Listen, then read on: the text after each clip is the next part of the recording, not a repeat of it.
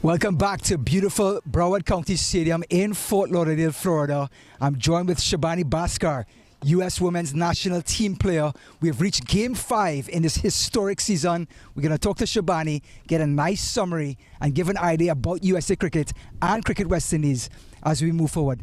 Shabani, fantastic series so far. We've reached the last game. What are some of your observations in the first 4 games that you've seen?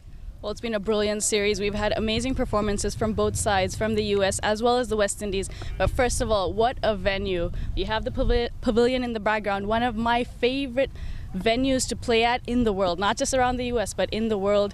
Of course, you have Milton Taylor, the groundsman, and his team. They've done a fantastic job. We had the India-West Indies series, some games they haven't had a rest. 5 games today being the 5th, so they've done an amazing job. Absolutely wonderful outfield pitches as well, played really nicely. For batting as well as bowling, so great contests. But if we look at the two sides, so many great performances. If you look at the West Indies, Janaba Joseph leading the charge for the West Indies with the bat, the top run scorer, leading run scorer so far in this series, and captaincy has been really good by Munisar. The positivity with which she speaks, the confidence, even though they may have been on the losing side on 3 of the encounters, still the way she talks about her team coming back and competing. That positivity, that energy is amazing. And Mitchell and Samaru at the top for opening the bowling for the West Indies. They've been excellent, exceptional, keeping USA in one of those games just to 7 runs in the first 6 overs. Mitchell, of course, with the player of the match performance. And on the other side of the aisle, you have US. Everyone is standing up, putting their hand up, especially with the bat. Every game, someone is taking the responsibility. We saw Mithali score 30 not out. Last game, we had Disha Dhingra scored 37, the highest score so far in this series, not out as well. And of course, Ritu Singh there. Consistent performances in the death with the bowling, but also batting, an all-round performer. She scored 20 and 13 not out, which has been wonderful. And of course, we have to talk about the captain, Geetika Kodali. What a performer, leading from the front. She's, of course, not out in the series with the bat, but also bowling so consistently in the death, picking up wickets, but keeping it tight. 1.75 in one of the games economy rate. That is unheard of, especially in the death. But not just her game, but the way she's captained the side. It's not just, she's not sticking to a formula as such, but depending on the situation, how the game is going, who is bowling well that day, how are the batters playing, reading all of that. And her situational captaincy and awareness has been exceptional. Well, you heard Shabani breaking it down there. Now, let's talk on women's cricket in general. So we've had this historic series. First time a full member ICC team, youth team, ever toured United States of America for cricket. And it's women leading the way. So let's talk about the grassroots of women's cricket for a while with Shabani. Shabani, so we leave this venue. The series is long done. Yep. How does women's cricket continue in United States as we move on? Well, we did have inter-regionals, regionals, and nationals, so that is our domestic pathway. And of course, with this under-19 historic series, it has been wonderful. Going forward, we have a couple of commitments for the senior side. In UAE, we have the T20 Global Qualifiers, and that is, of course, qualification for the main event, the T20 World Cup. That's going to be happening in February in South Africa after the under-19. The under-19s play in January, so very exciting calendar coming up, commitments, and possibly before that we might have a quadrilateral series also in UAE against UAE, Thailand, and Zimbabwe. So an exciting couple of months for USA cricket, especially the women. So you hear it, cricket continues to expand in this incredible country, and women's cricket is leading the way for United States, Cricket West Indies, and all the other countries that are involved in women's cricket. So we'll be back with the last game of the series, game number 5 in this historic event, United States Women's Under-19s versus Cricket West Indies Women's Under-19s. We'll be back with the toss. Shabani and I will break down the game, and let's have a good time. See you guys soon. Welcome back to beautiful Broward County Stadium. You can see the players getting ready for the 5th and final match of this historic tour between USA Women's Under-19 and West Indies Women Under-19. So, without further ado, we're going to have the coin toss for game number 5. We have the 2 captains and the umpire. Gotika Kadali is going to do the coin toss, and Ashmini will call it in the air. Gotika?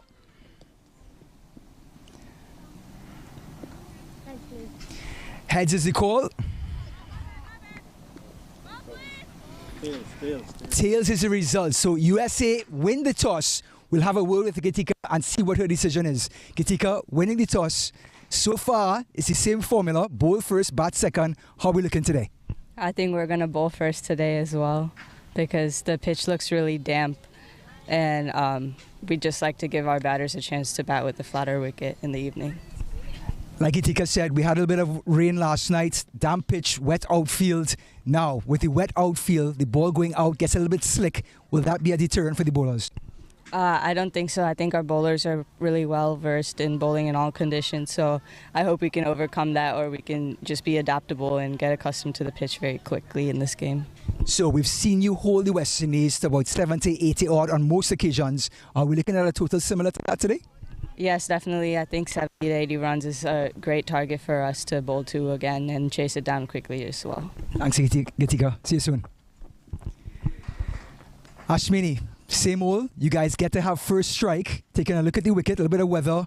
Came in last night, kind of changed things up. How are you feeling about the wicket and about the decision? Well, if we had won the toss, we would have bowled. But anyways, we've batted throughout the tournament first thus far, and I don't think that would be an issue because, like I said previously, we're looking to maximize on all on everything right about now, and I think it's just they already won the series, and it's just for us to have fun and enjoy our last game. Great, I love the outlook. Now, last game you changed up the lineup a little bit. Are we expecting the same today, or are we going to kind of go back to the formal way it was for the opening 2 games? I think heading into the game, we'll see how that go. Perfect, thank you, Ashmini. So you heard it there, captains. USA won the toss, and they're going to go back to the formula that's worked for them. They've won the series 3-1 so far. This is the 5th game, the last game.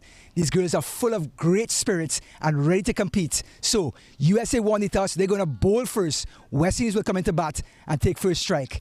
We'll see you back with live coverage in just a few minutes. Stay tuned.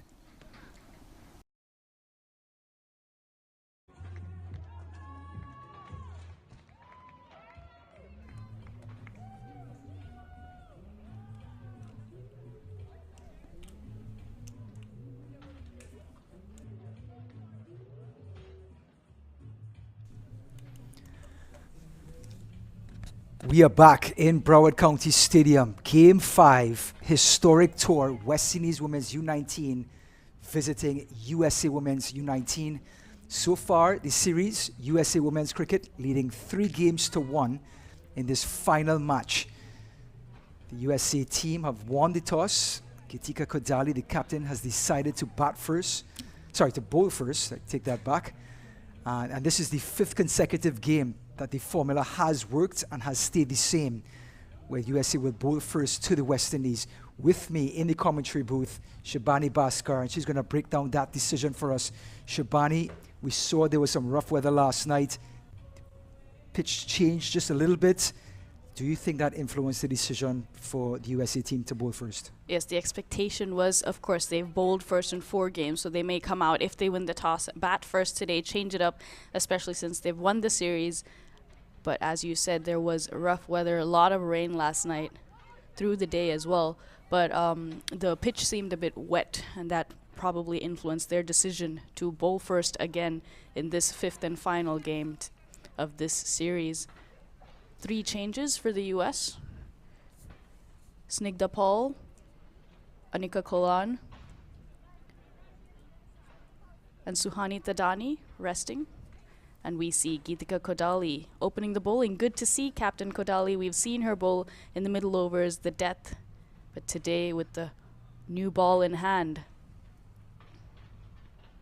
This one is in towards the thigh pad, and Reliana Grimont getting the chance to open batting. The West Indies team have not been successful in the opening 4 games. They won the second game, but USA have been dominant in the other 3, not managing to get above 80. Kodali. This one's just on or outside off stump, coming back into the right-hander. But a chance for Grimont and company to have a chance to move up the batting order, get a chance to face the new ball, using this 5th game after the series has already been decided to get some meaningful time at the crease for some of the batters. Kodali. This one's pitched up and down the leg side, and immediately umpire Mahabir signals wide. First run on the board for the West Indies camp. And we talked about Geetika bowling in the death overs, bowling in the middle overs, now getting a chance with the new ball. You think that changes anything for her when it comes to exposure or chance with the new ball? The way you bowl in the power play is different from when you bowl in the death. In the death, you are allowed 4 fielders out. And with the new ball, the ball is swinging. So definitely to be able to control that swing, but not just control, but make use of that swing. So she has a slip in place. She can swing the ball out. As we've seen, she's been angling the ball in as well. Kodali just outside off stump, and Grimont flashes. Just to give everyone an idea, the 2 players out on the boundaries, a 3rd man and a deep square leg, a very square, fine leg, as they would say. So 2 players behind the keeper for protection. The rest are in the fielding circle. Dali pitches this one up, the best ball so far of the over, and well played by Grimont. We saw Grimond in the previous game opening with Calendar. Played a brilliant straight drive for a boundary. Unfortunately, wasn't able to continue. Got out on 5, but that boundary, that straight drive, again, we see a beautiful straight drive from her, but well stopped by Geetika. This one's outside of stump, and Grimont being more aggressive, and you can see the fielding, the attitude out on the pitch for this USA team. And that'll be the end of over number 1. 1 run, just the wide, without loss after 6 deliveries. So, Shabani, the wicket, we took a look at it, you and I, before the game. Water definitely got through, whether it was the covers or it wasn't covered. That's not the point. Wicket's a little wet. It will dry out in time for USA. How is that going to affect the West Indies team as they take first strike? So when the wicket is wet, it depends if the wicket is wet on top or if the moisture is underneath. When the wicket is wet on top, as we saw, the ball can hold up and bounce a little extra. So you call it tennis ball bounce. So the ball will pitch, hold in the pitch, and bounce a little extra. But they were rolling it out. They put like cloth cover on it and rolled it out to pull that moisture out. So they've done a lot of rolling this morning, the groundsmen, to dry out the pitch as much as possible. And from the other end, we see Isani Vagela opening the bowling. Bowled really well in the previous game. 4 overs, 1 wicket for 9 runs. This one's down the leg side, just flicked away. There is a short square, backward square, no run. And that's Shalini Samaru, who's been so successful with the bat, had a 48 not out, the highest score so far in the first 4 matches of this 5-game series. She has shown that she can anchor the innings and bat throughout the 20 overs. Vagela, this always played on. The First wicket falls. Samaru, her second delivery. We see some movement off the wicket and the inside edge onto the stumps. And Samaru is bowled for a duck. Beautifully bowled there by Isani Vagela. That line. Hard to play that through the offside, looking to play a bit straighter. But the bat away from the body. What a line. That is the line to the left-hander when bowling right arm over the wicket. Isani Vagela strikes. Just talking to Chandapol, the coach, Shivnarayan Chandapol of this USA women's cricket team, under 19 cricket team, and he said, like you said, Shabani, just echoing your thoughts, wanted to give USA a chance to bat first. The wicket was so overwhelmingly wet. Won the toss, decided to bowl, and it paid off. Literally, the second over, first wicket falls. Now the West Indies up against it as Zaida James comes in. Such a talented left-hander. But with the line and length of Vagela's bowling, it is going to be all uphill for this West Indies team. A brilliant start, as you mentioned, Ryan, for the U.S. Only one run off the first over, bowled by Geetika Kodali, the captain, and now Isani Vagela striking off just the second ball. Hasn't given a run yet. But out goes a left-hander, comes in another left-hander. Zayda James, she's gotten starts. 13, 18 not out, 10. She's been good, but needs to kick on. Vagela, James, down the leg side, and that's going to be the second wide of this match. Score goes to 2 for the loss of 1 wicket. That's umpire Gagar from on the commentary end. Those who have not been to the scenic Broward County Stadium, bowling from the commentary end has a slight incline, so you're coming up the hill. And Vagela, beautiful line and length. That line again, difficult to get away, not enough width to hit it through the offside, but angling away, difficult to go through the leg side as well. And that is for offside and leg side, but for the batter to come out and drive, that ball is not there. It's still shorter, so not just the line, but also the length. Vagela, right on off stump. They push the cover and they're going to take one. Oh, it's a mix-up. Grimman gets back safely. James pushed the ball straight to cover. It was always going to be a tight single. Ritu Singh there at covers going to the wrong end. Both batters were at the non-striker. Mitali Patwar then keeping today. Anika Kolan resting. Shabani, one part of the game that seems to take a little bit more development is running between the wickets. We've seen so many runouts in this 4-match series so far. Any thoughts of how long that takes to develop that sort of chemistry? Takes a long time. If you look at the West Indies coming from 6 different nations or country teams, and this is the first time these girls are playing together as one unit. Oh, and Vagela right back on that line and length despite the left-handed, right-handed combination. Even if you take the USA under 19 team, when we play in the regionals and the nationals, you're playing for the East Zone or the West Zone or the Eastern Conference, Western Conference. So it's not often that these girls play together, opening the batting together. Nicely picked up there by Grimmond. What placement between that square leg and mid-wicket. Beautiful shot. The wrist in that shot was just impeccable. Picked that ball just about middle and off and flicked it through mid-wicket. Here's that replay again, Shabani. Seemed like a good ball from Vagela, a no ball overstepping, and Grimmond making use of that. So a free hit for Grimmond after she scored the boundary, and with a bit of confidence, may see her open up her shoulders and go after this one. Vagela.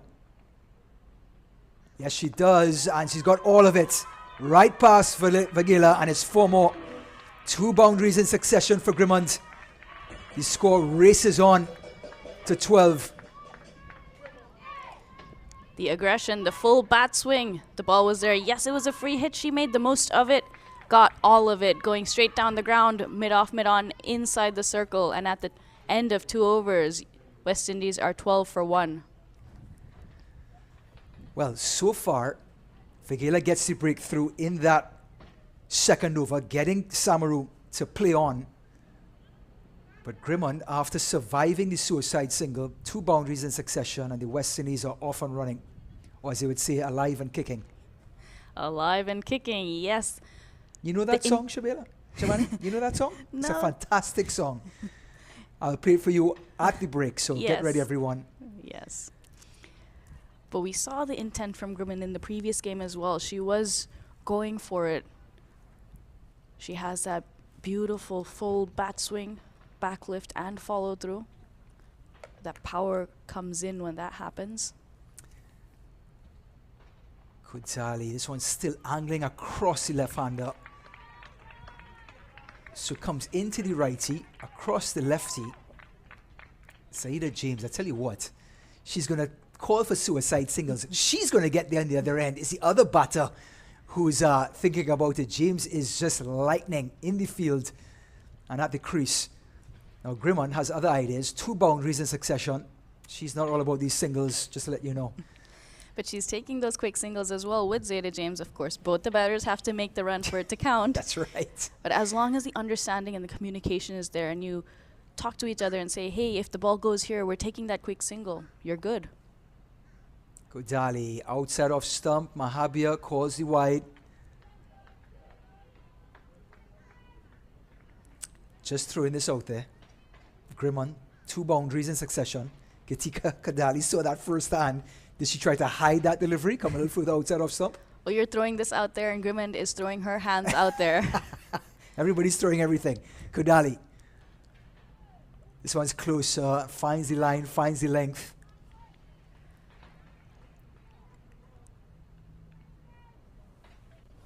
So we saw West Indies winning their only game of the series. That second match, they got to 100.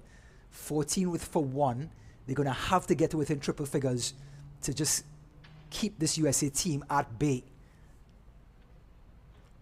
This one's pitched up. Grimmond opens up. This one's over extra cover. Come back for an easy 2. Confidence is there for Grimmond. She moves to 10. Great shot there by Grimmond. Again, going over that extra cover fielder.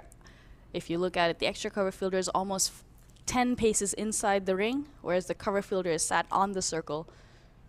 So easier to go over extra cover. Oh, edge, and it's dropped. Difficult chance there. Disha Dhingra at slip. Ball coming on so quickly. Geetika bowls at a good pace.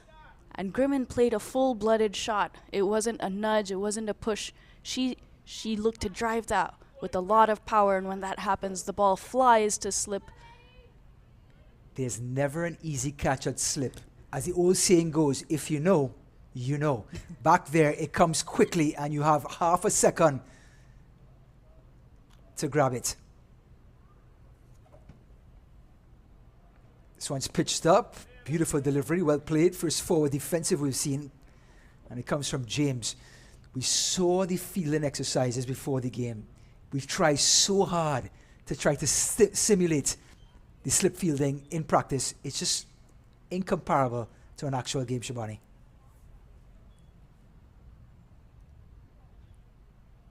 Kodali pitched up on the leg side, and it's off the pads and onto the stumps.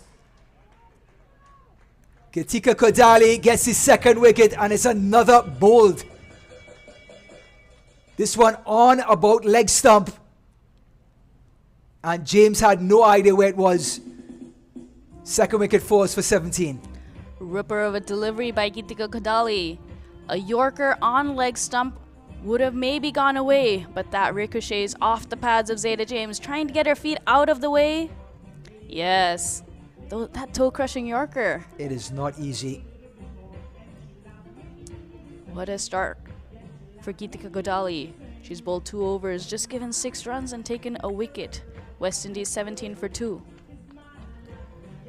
So we talked about slip fielding. And just take a look at this, how quickly it comes. This is Dhingra at slip. Full flash of the bat by Grimmond. In and out. We saw the alligator hands by Dhingra. Also, when the ball goes above shoulder high, you go for the reverse cup. And oftentimes the reverse cup, especially at slip, it's harder to cushion that ball. But what a ripper of a delivery after that by Geetika Kodali. Captain Fantastic cleans up, gets his second wicket, 17 for 2 after 3. The run rate is there, but the wickets are falling. And in steps another big hitter in Calendar. Seems to have the type of batting strategy or outlook to close games, coming in at number 4. And she's going to have a lot of overs, 17 overs to bat. Vagela, right on off stump, pushed him it off, no run.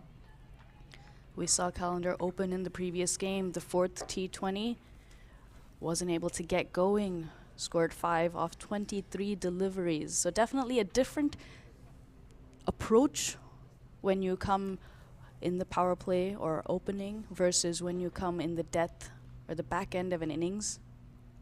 Vagela again pitched up, over the top it goes. 1 bounce, 2 bounces, and into the boundary. Well, fortune favors the brave. We're in the power play. Only 1 player out of the fielding circle. And this time goes over the top and gets the boundary. Reliana Grimmond, she is aggressive. That is her approach. We've seen it from the get-go in the previous game as well. And today, going at more than a run a ball. 15 off just 14 deliveries. So it's outside off stump, and you can see the wrist. Like a square drive, or almost a cut shot in between. But the intent is there by Grimmond. She's not holding back. The ball is there, short and wide, or in her slot. She is going for it. It's great to see, hitting that ball hard. Love the wrist. Grimmond again just pushes it to mid-on. Does that play into the bowler's psyche, though? A player like Grimmond who wants to go after the bowling, does that adjust the line and the length? It does, because then you have to bowl tighter lines and lengths. You can't err on either side. We've seen her already hit through the leg side for the ball to the boundary. And outside off stump, she's slashing hard. Again goes after it. It's going to beat mid off. A misfield. And another boundary for Grimmond. Difficult one there. The ball bouncing in front of the fielder. Do you go for the catch?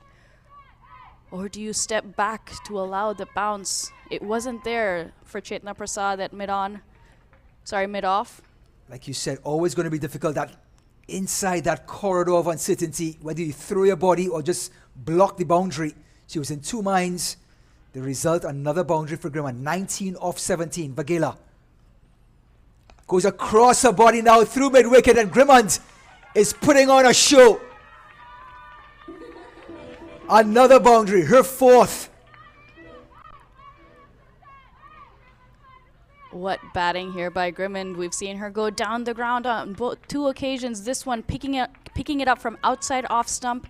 Only 3 fielders on the leg side, picking that gap to perfection, beating the square leg fielder.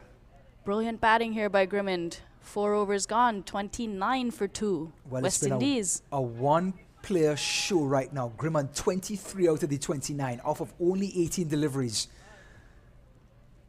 So let's see what Geetika Kodali has up her sleeve. She's going to make her first bowling change. We're just going to get clarification of who it is.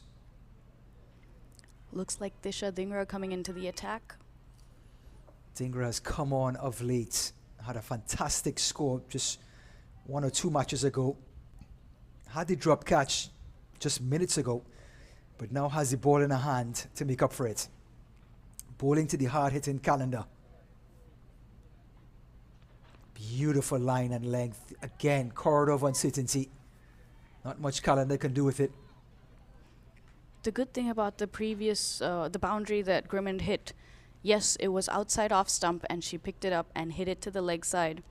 But you see, that ball is not going on to hit the stump. So it's outside off stump and there is less risk to take that from the offside and hit it to the leg side. Oh, someone is short and pulled away.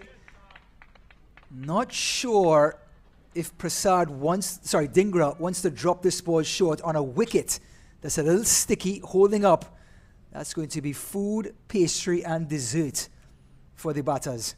Yes, Calendar getting into a good position, but not able to time that ball well enough to go to the boundary. There is a deep square leg and wide third man on the boundary, the two boundary riders in this power play.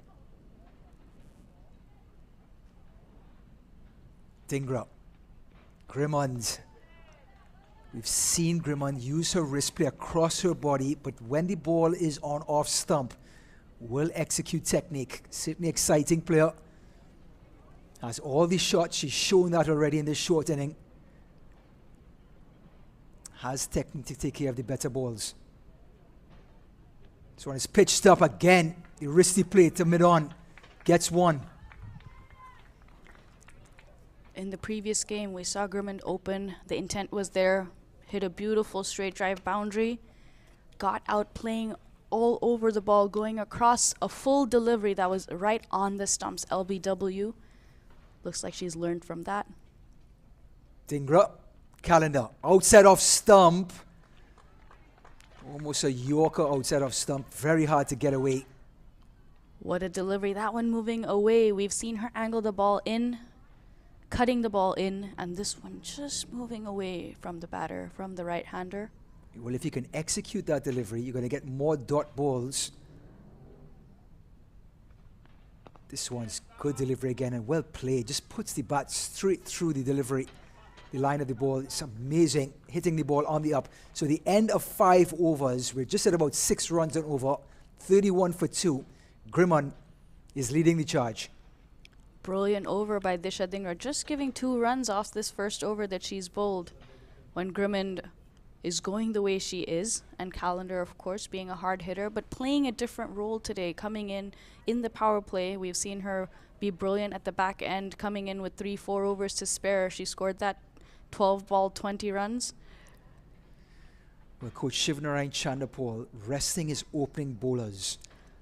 Paul, Tadani, both on the sidelines, getting the prestigious job of providing drinks for the players. That's all part of the game. And now we have a change of bowling from the commentary end.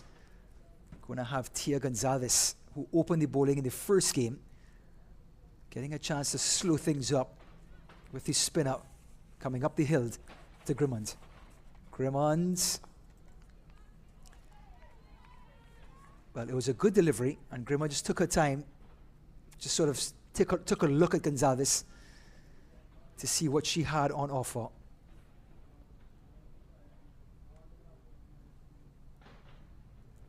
This one's outside off stump and cut away through cover. Beats the fielder. It's going to be an easy 2 with a thought for 3. Just the 2, but Grimmond again being aggressive, using that wrist to get power to beat cover. That back foot drive, beautiful. That ball was short outside off stump, just stayed back and hit a beautiful drive. Gonzalez, Grimmond, outside off stump, but with the turn. There's a short mid-wicket. Looked like she was shaping up to do the exact same thing as the previous delivery, but that ball turning more. Well bowled here by Tia Gonzalez. Bit of hope for the spinners.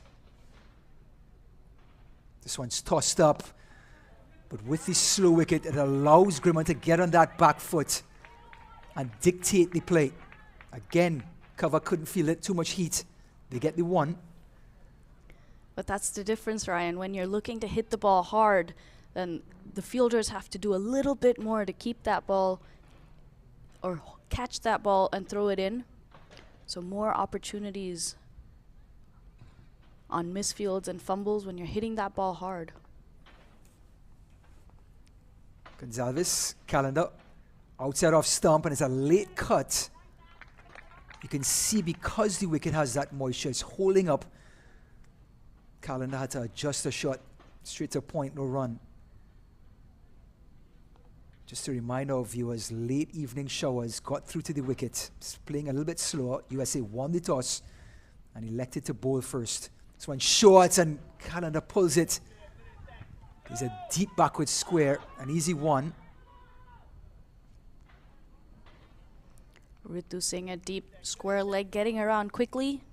Callender was on the back foot, so couldn't push off and take that first run quick enough to come back for the second at the end of 6 overs. West Indies are 35 for 2. So the power play is over. I have to believe the West Indies, despite losing the 2 wickets, just about 6 runs over. They have to be pleased. This has been their best power play in terms of number of runs so far in this series. A good start, going at, as you said, just a touch under 6 runs and over. If they can continue the same, and of course, if they have enough wickets in hand in the death, they can accelerate a little more. So Dhingra about to bowl her second over. Gave up just 2 runs in her first. Ouch, a short delivery and pulled away. The short mid wicket is there. The protection now after the power play. Still USA only electing for 2 players outside of the circle. A deep mid wicket and a third man. We've seen that Callender is a strong puller but not able to time the ball so far on that pull. We've seen her play a couple of pull shots but not timing it as well as we know she can. See the captain at mid-off constantly, at slip, clapping that last delivery.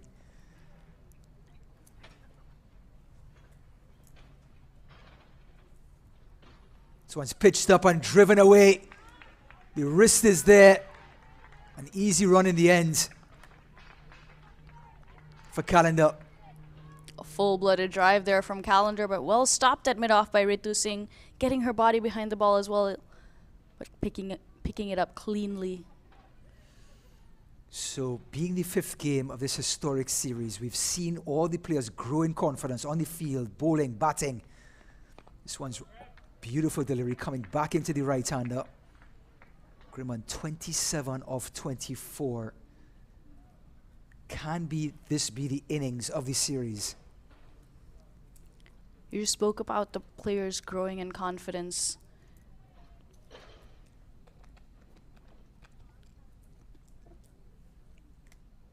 Dhingra outside off stump. Grimman trying to play across the line. And now corrects herself and try to play the ball on its merit. I love how anybody who bats out there always plays the correct shot the second time. Hindsight. 2020.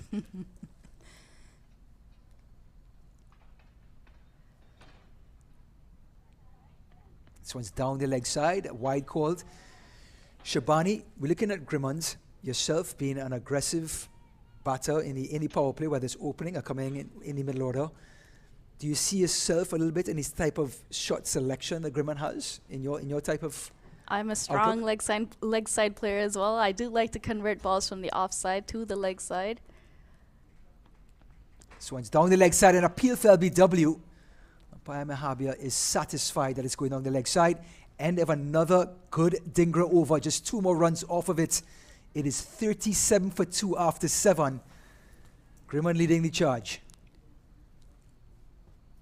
But Grimman's been good in adjusting the areas that she's playing. So outside off stump, she's looking to drive or cut hard through the offside. And if the ball is angling in towards her, then she's going for that leg side shot. Or if it's slightly shorter, she's looking to pull it.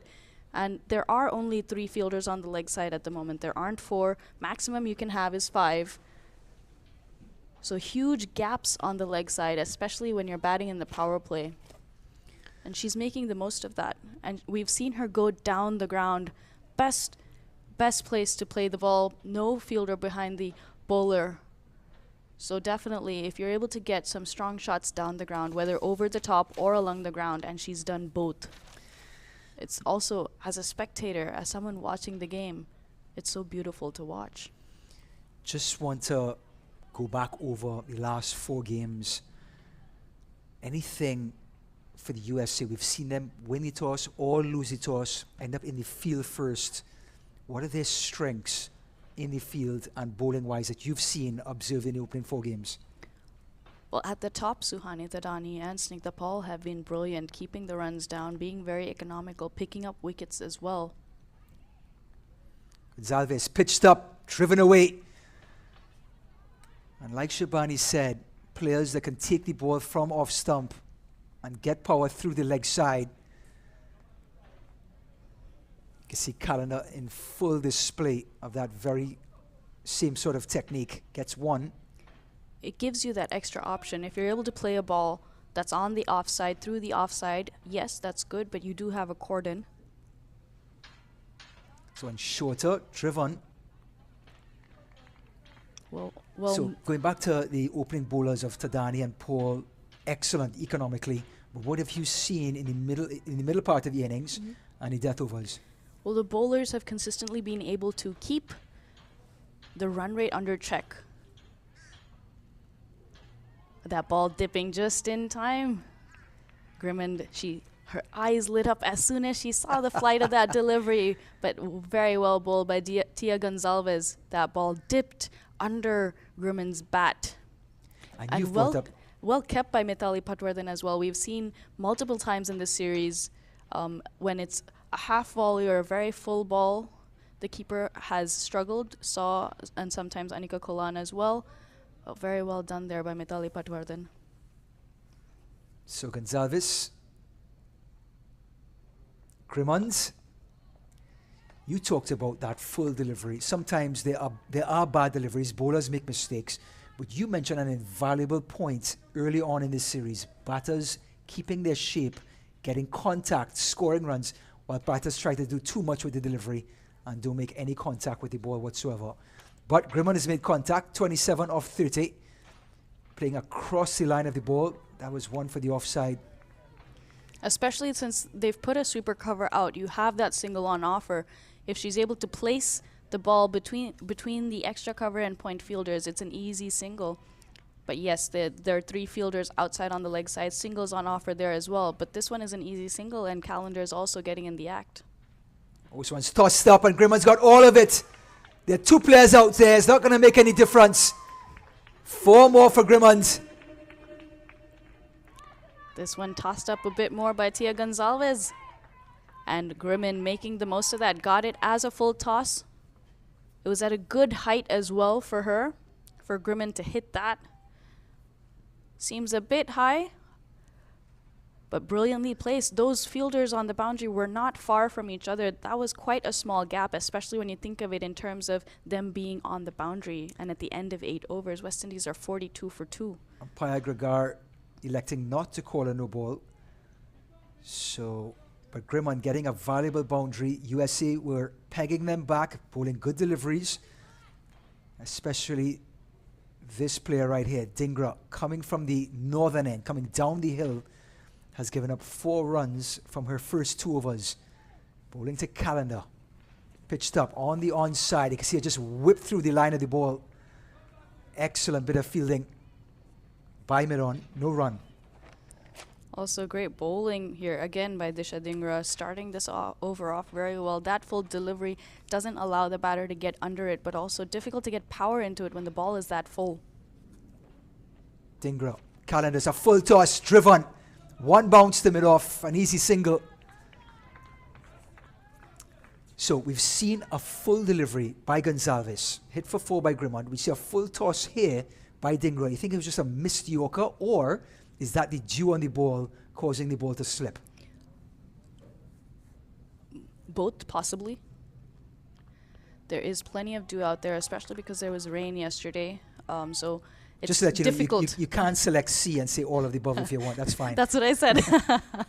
I took that option, even though you didn't quite give it to me. But I made my own option, writing C and filling that one in.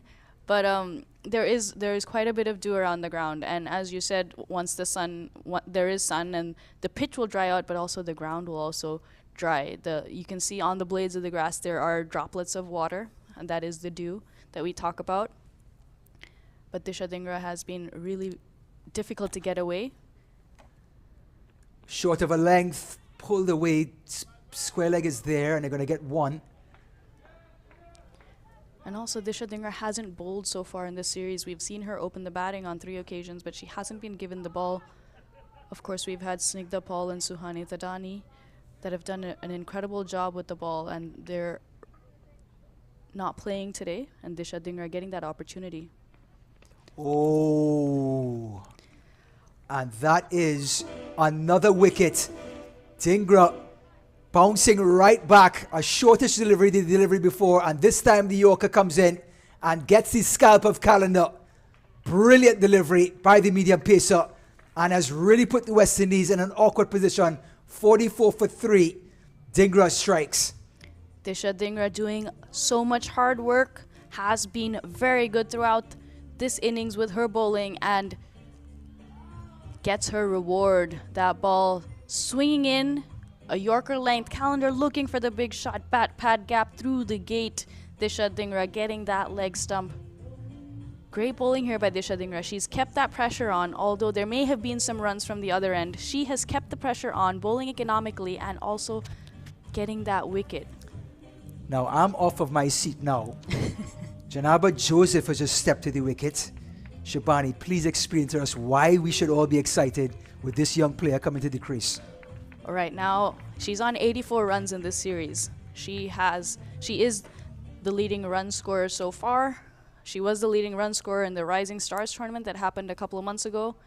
But also she is versatile. We've seen her come in at number 3 in 3 of the games. In the last game, she came in lowered in the order and scored 27 runs off 22 deliveries. So that's a different style of play. Again, Calendar we've seen do really well at the back end. Hasn't clicked as well when she's come in earlier in the innings. And she's off the mark on the first delivery, Janaba Joseph. And she's versatile in terms of her styles of play. She's able to play an anchor role. She's able to play attacking cricket. And very easy on the eyes, those cover drives that she plays. So much technique. Got in line with the ball. A good delivery coming into her body. Not much power as in opening the shoulders type of player like Calendar and Grimmond. But enough technique to get the power to score runs on the regular. So, after 9 overs, 45 for 3. Run rate at 5 and over. She has great technique and timing, and we've seen with timing, she scored 2 boundaries in the last game and was able to keep getting those 1s and 2s. So, of course, finishing on 27 off 22 in the last game, Janaba Joseph.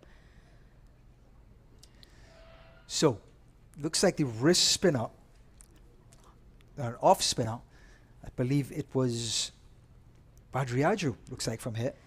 Yes, she's been good in this series. She picked up 2 wickets in the first game, 2 wickets in the second game, was very economical in the third game. And yes, in the previous game as well, picking up a wicket. She's been good overall. So we've seen Badriaju come from the commentary and have a lot of success so far in this series, and she's back at it again. Bowling to Joseph, a deep mid wicket, a sweeper cover. The 2 players outside the circle. This one's tossed up. And Joseph, it's so important to observe when you're outside, off of the crease, you're on deck to bat next. You can see the wicket holding up. Even though that ball was tossed up, Joseph back on the back foot because the wicket is playing slowly and just pushes it to the offside. Great adjustment. Pitched up, Joseph down the ground and is pulled through mid-wicket.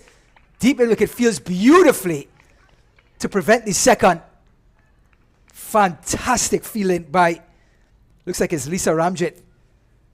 It got to the ball quickly, getting down in time, getting her hands and body behind the ball. Very good work there on the boundary by Lisa Ramjit to keep that down to just a single. Outside our stump, Joseph. Because the ball has been holding up, Grimmond had to count to 10 before it actually got to her.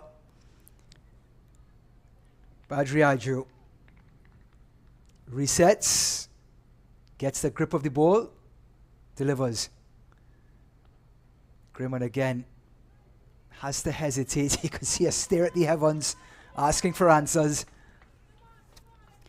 But the pace at which Badri Raju bowls, even if the ball is on the full side, you have enough time to go back and play the ball. As you mentioned, the first delivery was quite full. Oh, this one spun a mile. Grimmond adjusts and gets the single to long on. You can see the difference in field when Grimmond's batting compared to Joseph because of her power. She has a long on, deep mid wicket, and looks like a sweeper cover. And Gitika Kadali has continued to have the long on with Joseph now on strike.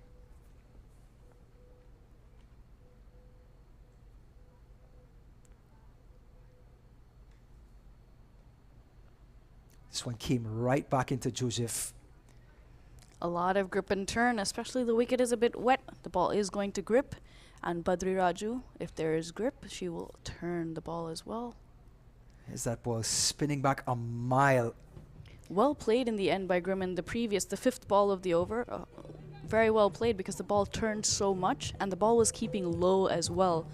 So had she missed that, it may have gone on to hit the stumps. But at the end of 10, West Indies are 47 for 3.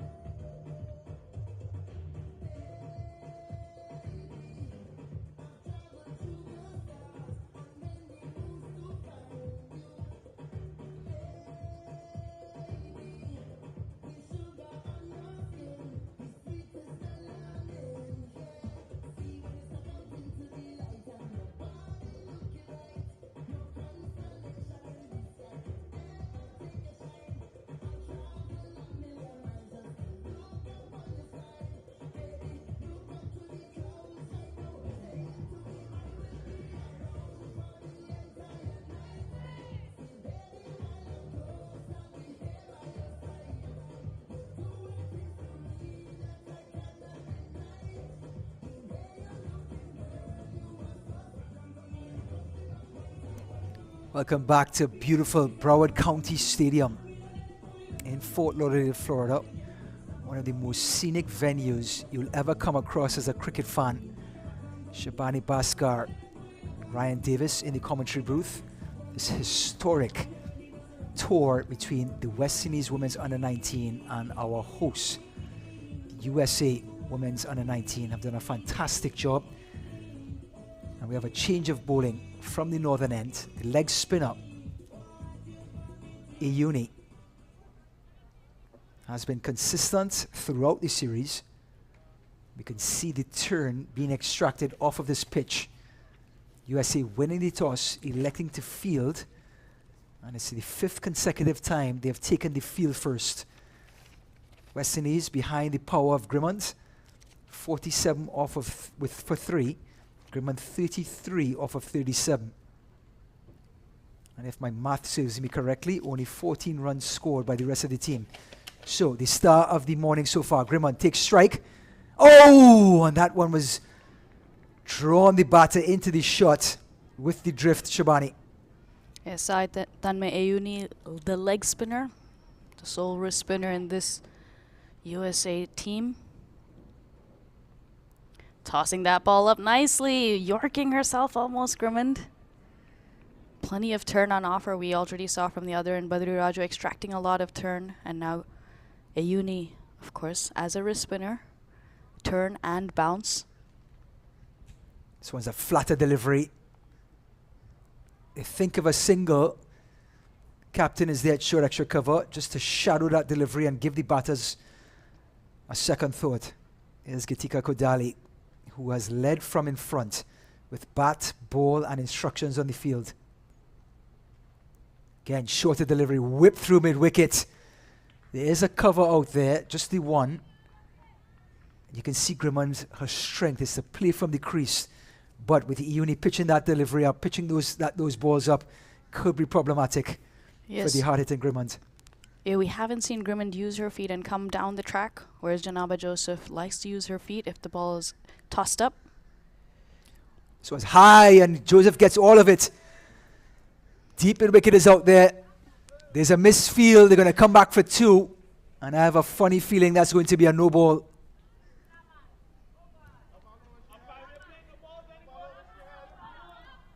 Not given, possibly because Janaba Joseph came out of her crease, danced down or stepped out. But still, if the umpire feels it would have passed above waist high. That's another shot, and Joseph, another tennis racket sort of shot. And this time, umpire Mahabir calls for the no ball. Joseph still got contact. They got a single. And now a free hit off of the last delivery. Iuni obviously having a hard time with the grip. 2 balls very high for the batter. And now Grimmond, free hit. Grimmond comes down the track.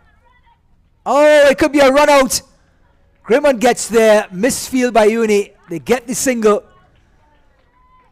A bit of hesitation. Again, we see on a free hit a possibility of a run out, but Grimond, even though she started a bit, commitment diving into the crease after 11 overs. West Indies are 53 for 3. So here's that play again. Again, another full delivery by Iyuni. Grimond inside outs it. Drop short of extra cover. Kodali's there. Just tries to lob it in to Iyuni, and the misfield equals Grimond being home safely. But even with that, Grimond committed, diving. She would have been in. But that's the intent. The intent to get runs, but also with intent comes that commitment to keep batting, especially Grimond, 35 off 42, has slowed down a bit after the spinners have come on. So the middle overs have been well managed by the spinners. Badriaju. Outside off stump, and just short of the bowler. Try to drive it on the up, Grimond. A strong bottom-handed player, pushing at that one. Of course, Badri Raju, slower in pace, flights the ball, so the ball also on this pitch holding up, all resulting in that uppish drive. So when shorter, Joseph pulls away, came off the bottom of the bat, well fielded by mid-wicket, just the one.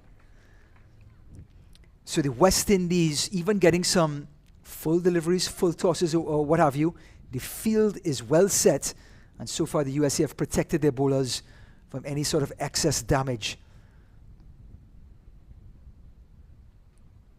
Full delivery. Grimmonds gets all of this one. Oh, one bounce, almost a maximum. So you can't really set a field for bad bowling. Badriaju, another full delivery. Grimmond gave it the works. Great shot by Grimmond. Yes, a full toss, but had to put it away. And that ball dipping, Badri Raju being slower through the air, not always easy to time it, but Grimmond timed that to perfection. One bounce for almost a 6. Well, just off of the evidence, have to believe these spinners are having a hard time gripping the ball between Badriaju on one end and Iyuni on the other. Ooh, and that is the line and the length. The adjustment is there. Well bowled there by Bhumika Badriraju.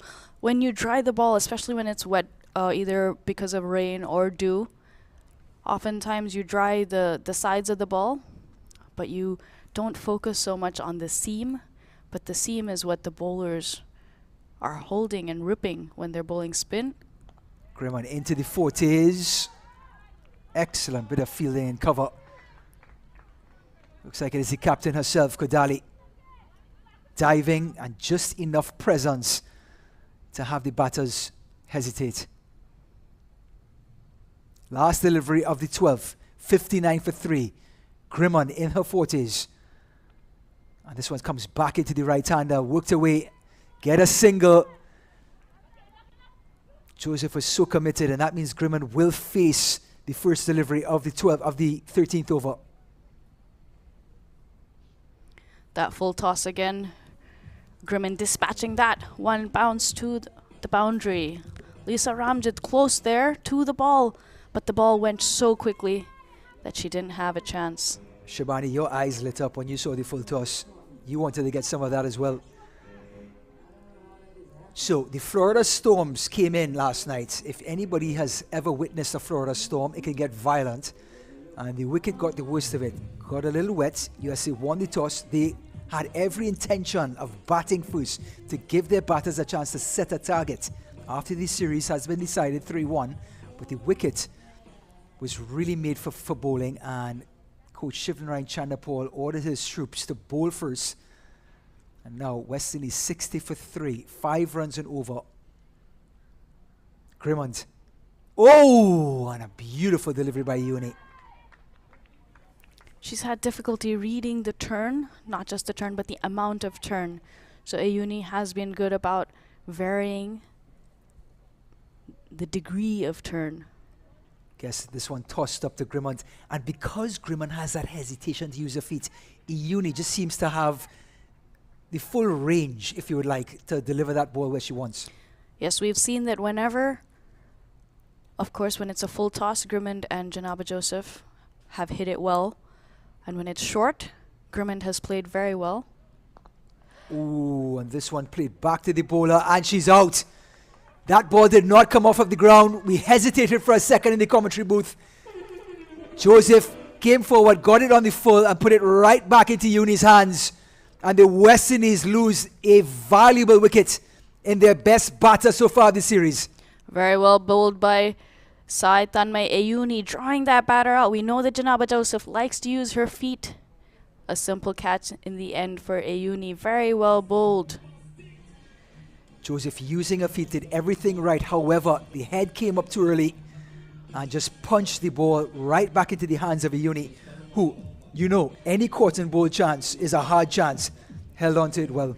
Yeah, that ball kept low as well. A low chance, always difficult, but Ayuni did well to take that catch. 61 for 4 West Indies.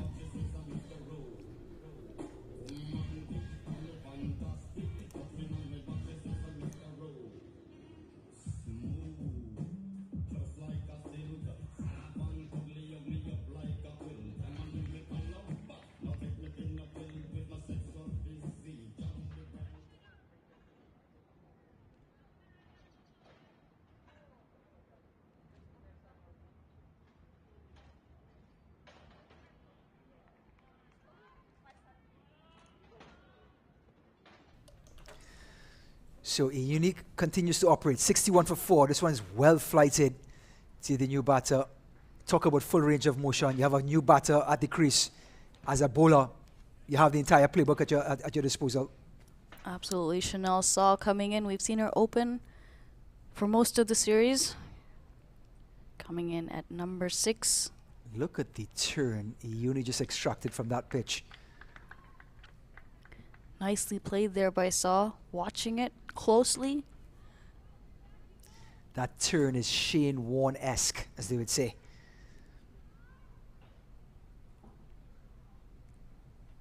Grimmond still out there, 42 of 49. West Indies depending on her to carry the team. It's been a top innings from Grimmond. She's been right out of the gate. She was attacking, taking on the bowlers. A brilliant power play for the West Indies in terms of number of runs.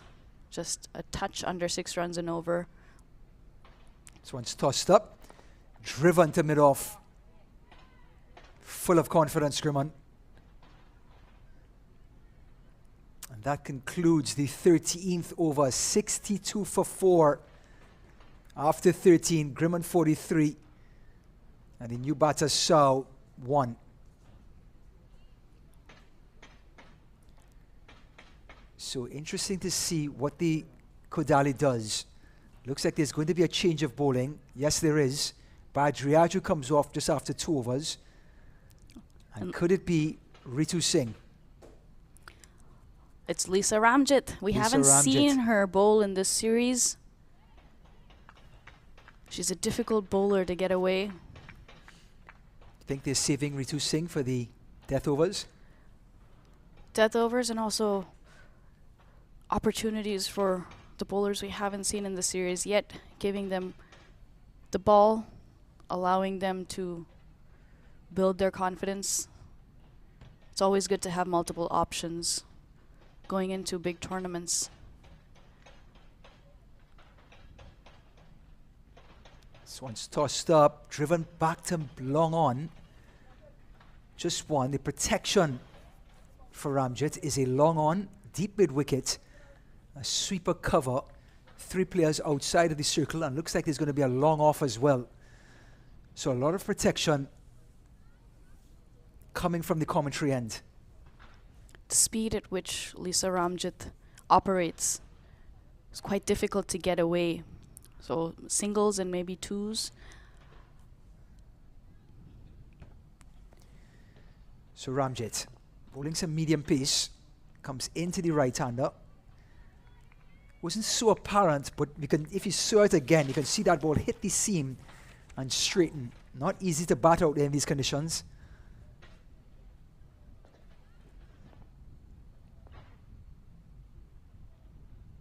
Outside off stump, and it's going to be a wide delivery.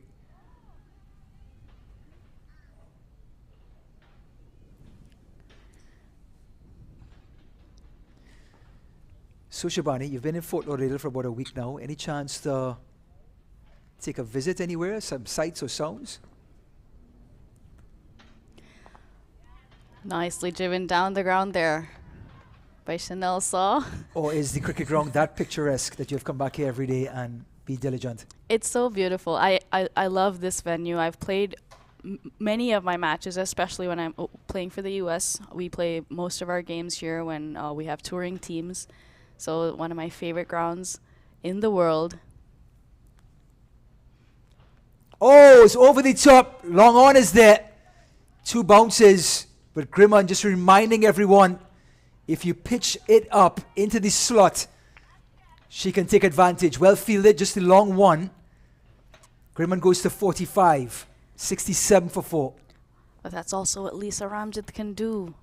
The ball looks like it's coming, but you try to take her on, and that catch is always there.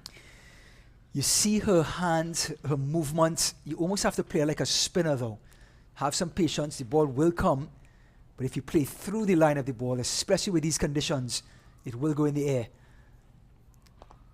And Sau with that fantastic technique. Remember, Sau is an opening batter for Trinidad and Tobago and this West Indies team. She's batter lower down in the order now, but you can see the correction in the technique to get the head over the ball.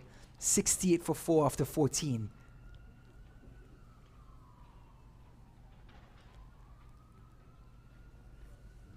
So after this, you head back to India. What are you looking forward to heading back home? Family, friends? Family food? And friends. Yes, always. Mom, always plenty of food at home. Very delicious and tasty as well. Shabani, So could you remind everyone what part of India you live? I live in Chennai, so that's in the south. Of course, if you take IPL, everyone knows Chennai Super Kings. Sure. So Nice plug there for Chennai Super Kings. And here's Iuni pitching it up! Did she take the catch? Just short. just falling short. Almost another one. This one, of course, a better delivery.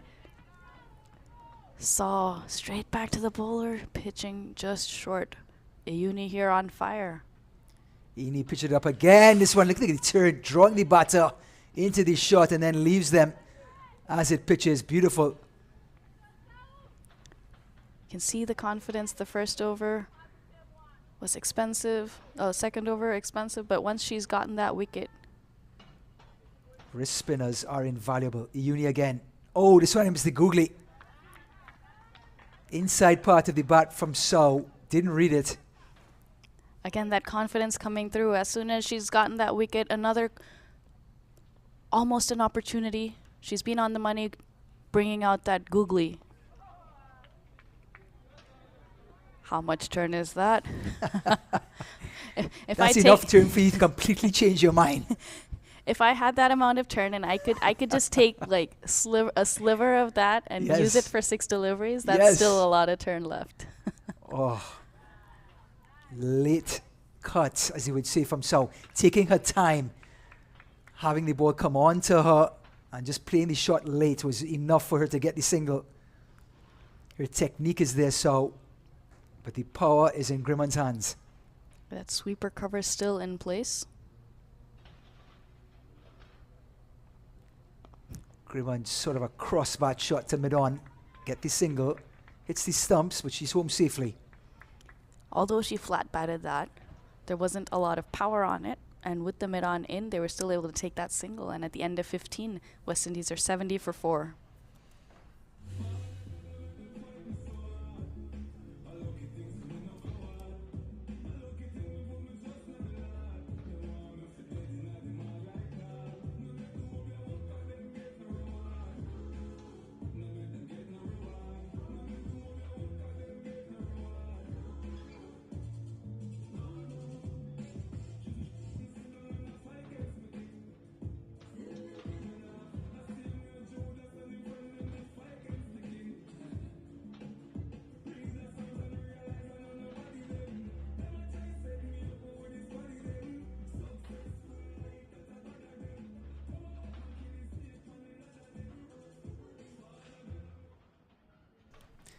Welcome back to beautiful Broward County Stadium. Lisa Ramjet operating from the commentary end. Grimmon pushes to short extra cover, no run. The protection from Ramjet, just to let the viewers know. Sweeper cover, long off, long on, deep mid-wicket. So the cover is there. Don't be deceived by the run-up and the bowling action. The speed of the delivery is like a spinner. Very deceptive. Ooh, just outside off stump. I used to make a joke of my bowling back in the day. I had that sort of Lisa Ramjet run up and delivery. They said I was a spinner in a hurry.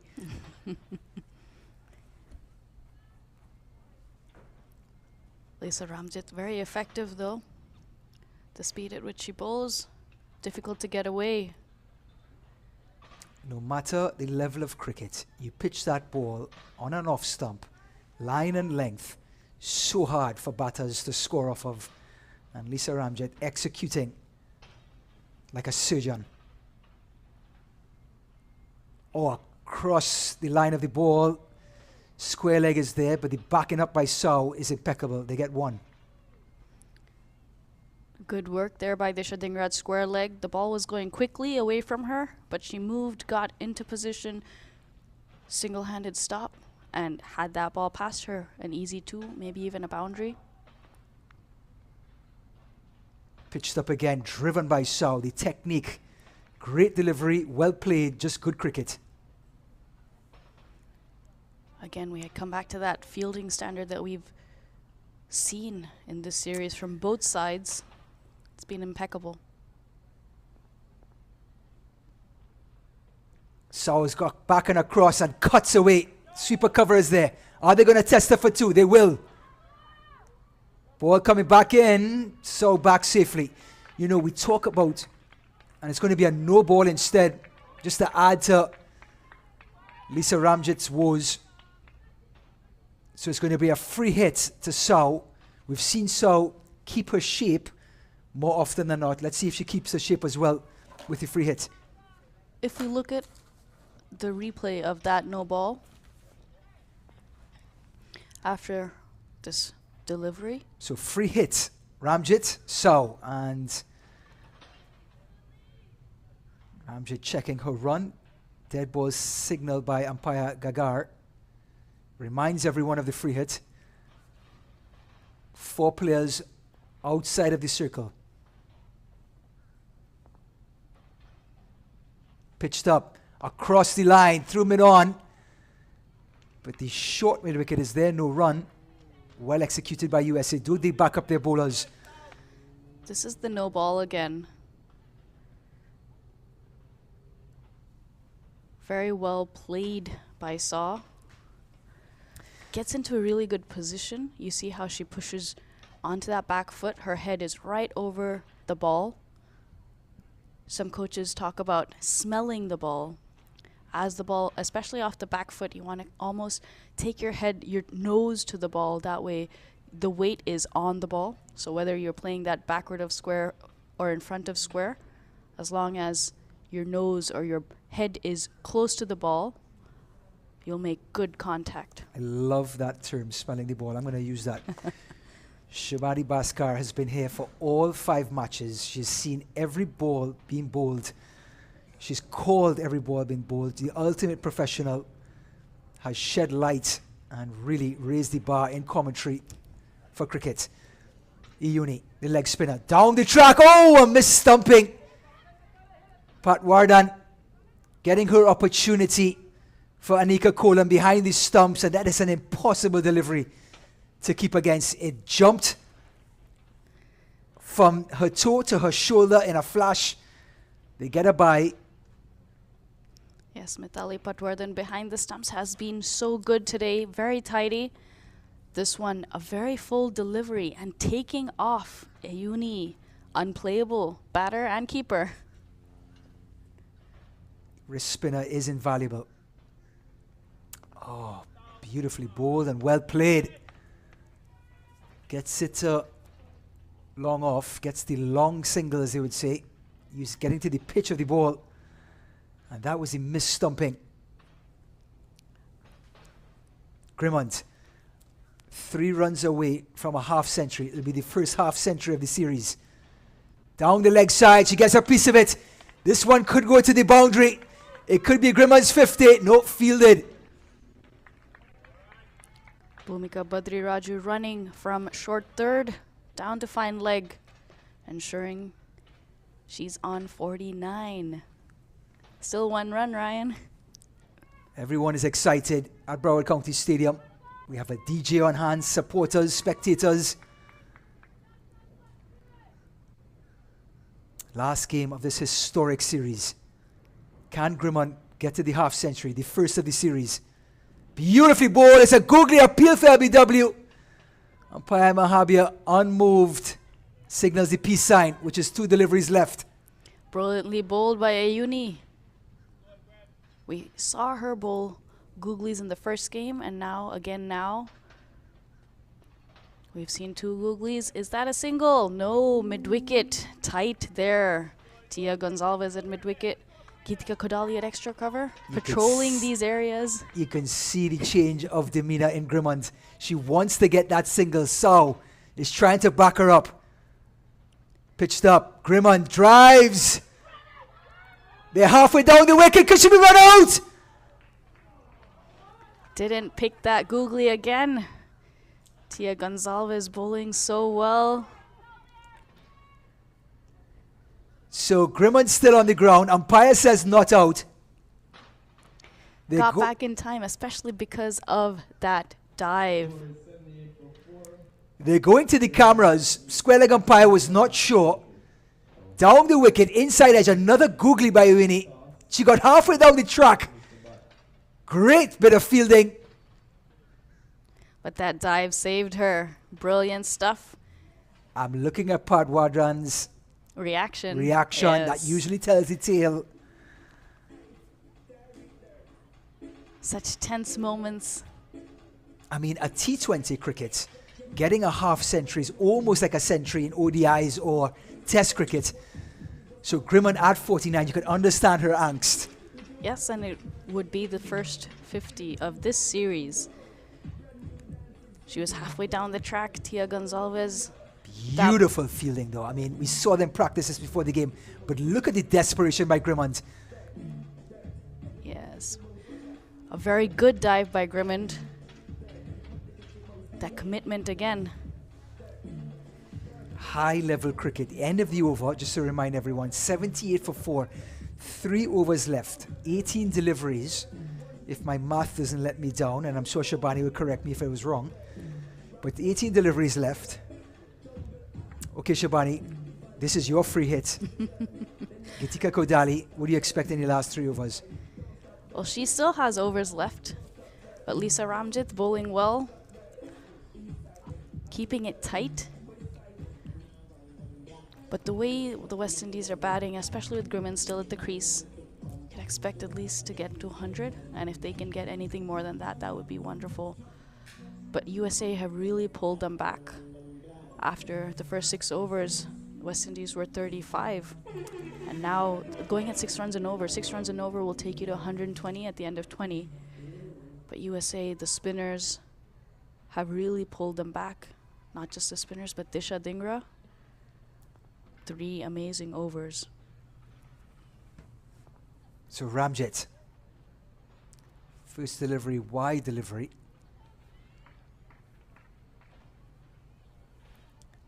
Score goes to 79.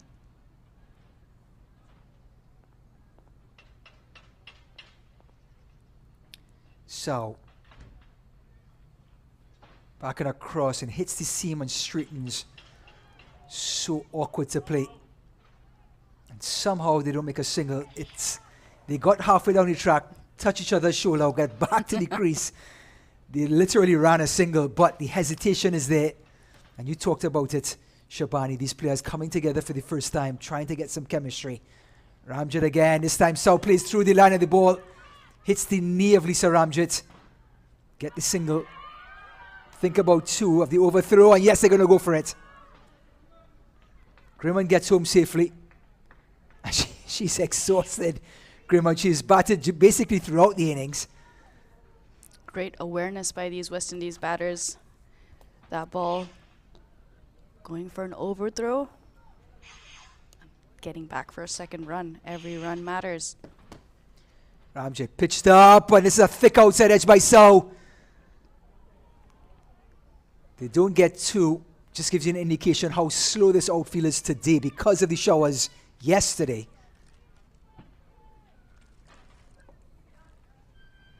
Again, Lisa Ramjet, a bit deceptive, difficult to get away. That ball seemed like it was there to be hit, but a little slower than expected. I'm very aware of Lisa Ramjet. Had a bowler I played with back in high school called Vijay Ramchandani, and he would have that same run-up with that same delivery, line and length, with that speed.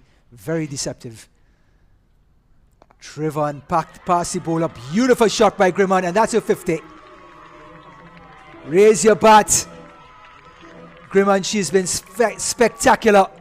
50 off of 63. She has led the way for this West Indies team. They're at a competitive total now at 83 for 4 because of this fantastic display of batting by Grimond. What an excellent inning so far by Grimond. Asked to open the batting in this game and the previous game, showing her intent, aggressive at the top, but holding this West Indies innings together as well. This time is Sau opening the shoulders a bit, getting some power to long off. Kodali has set her protection to perfection. Grimond has showed us she can hit through the offside, through the leg side. And the shots down the ground have been so impressive, Ryan. This one shorter, and that cross bat shot by Grimond has played with a straight bat, has played across the line no matter what, and she's ended up at 50 off of 64. The story so far this morning in the 5th game of this series between the West Indies and USA has been Grimond. She's opened the batting, 50 not out, and put the West Indies in a competitive position at 84 for 4. It's really hot out there, and you can see Grimond. She's been batting through the innings, open the batting. She is struggling a little bit, but the heat, that sun coming down hot. There's an ad in an advertisement in India, Ryan, where there's. I can't wait. So it's for a Glucon D or some energy drink, but it's basically there's the sun and there's a straw on top of a person's head, and it's pretty much saying the sun is so hot and it's drinking the energy. It's just draining the energy. The sun is drinking up the energy of a person, and then if you drink this energy drink, or you'll have the energy again. But just the visualization of the sun drinking. From smelling the ball to glucose drinks, you can't get enough of it from Shabani. This trying to create some sort of power. Just to remind everyone, Dhingra is coming back into the action. She's bowled 3 overs, 1 for 7. Has put West Indies in this awkward condition situation. Had a fantastic delivery. A Yorker down in the leg stump. Bowling, I believe it was one of the batters. Anyway, fantastic delivery. And she's had a fantastic spells thus far. So going and taking that ball from the off stump, driving it to mid-on, gets 1. Yeah, she that's how much Chetna missed by. That's what she's indicating. A quick single there by the 2 batters. But yes, she cleaned up Callender. Callender was looking good. A good partnership building between Callender and Grimond. But Disha Dhingra, just as Callender was getting going, Disha Dhingra getting her out. Dhingra down. Oh, he's bowling. Line and length. Dhingra strikes again. The York on the leg stump. This time, perfect delivery on middle stump. Gets the job done. And Grimond with a fantastic knock. Round of applause throughout the stadium. Huge high fives by the USA team. They know the scalp they got. Grimond 50 off 65. Brilliant bowling by Dhingra. What an innings. What a great innings comes to an end. Grimond, the architect of this score for the West Indies. Has been aggressive, but also anchored the innings. Not easy to do both, but a brilliant delivery to dismiss Grimond here. Dhingra right on target. Grimond couldn't do much with that. Looking to accelerate. Last 2 overs. Have to go for it. But Dhingra up to the task of bowling this 19th over. She has been so steady, so accurate, Dhingra. Just the wrong bowler to go after. So the new batter is none other than Kate Wilmot, opening bowler for the West Indies. Has the strength to get the ball past the infield, maybe get a boundary, get some twos as we come down to the last couple of deliveries. Dhingra pitched up down the leg side. Wilmot gets a bat onto it. Short backward squares there. They get 1. We haven't seen Wilmot bat in this series yet. But again, there's so much depth and potential, both these sides and squads. Dhingra pitched up again, driven by Sao. It beats Dhingra. Get 1. 1 more to the total. So far, Wilmot has come and got the single. Sao gets the single. So after the wicket, they've kept the runs ticking over. 3 runs so far off of a very accurate over by Dhingra. She's been exceptional, Disha Dhingra. Her first 3 overs only going for 7 runs and taking a wicket. Pulling things back, as West Indies were, of course, going at about 6 runs and over. Disha Dhingra came on to bowl in those middle overs, a crucial period, and has helped USA control the narrative.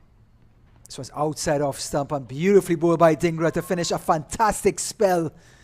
4 overs, 2 for 10, and the West Indies 87 for 5. 6 deliveries left in this innings. Let's see how far they can get, and let's see who Captain Fantastic decides to bowl the last over. Looks like she's bringing herself on, Ryan. If you're going to do it yourself, as they say. But it's been a good, yes, they're missing Suhani Tadani and Snigdha Paul, who've been exceptional opening the bowling for the US. But again, the depth of the squad, the potential of the players. Even if you're missing 1 or 2 players, others are standing up and saying, hey, I'm here, I can do the job. It's been wonderful from both sides. The depth of the squad, this USA squad as well, just showing how far and how many players deep they are.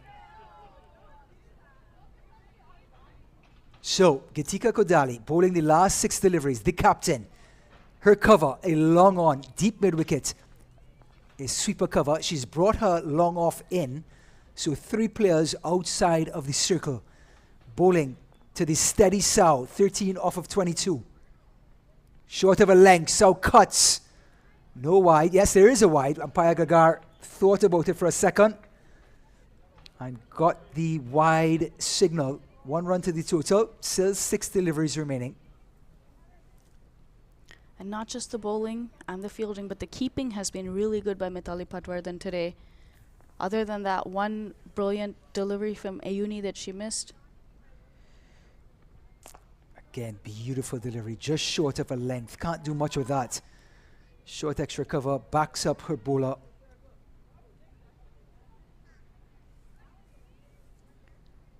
Mitali has moved well, getting her hands and body behind the ball. Kodali, Sao. Again, right on off stump. This time they get it past short extra cover and they're going to get that 1. And if Kodali can bowl 4 more deliveries on that spot, not many runs are going to be scored. Sorry, 3 more deliveries. 4 more, rather. It's been really good by the US the last few overs. Especially West Indies look like they may get to 120 or at least 100. Wilmot opening the face of the bat, gets 1. But the USA bowlers not giving them much to work with. So does she take her chance, play through the line of the ball, and try to go over along mid-off here? She has the technique, she has the timing, she can back herself and go for it, definitely. And she does, plays through the line of the ball, but Kodali pitches it. Oh, a direct throw, and that's it. Chetna Prasad there at mid-off. Brilliant pick-up and throw, clean pick-up. Dare you run on these fielders. Prasad stepping into it. Kodali just pitched it a little bit shorter, so South still tried to play through the line of the ball, straight to mid-off, and she took the stumps and hit it with one fluid motion. Picked it up, one motion. Good night, good fight.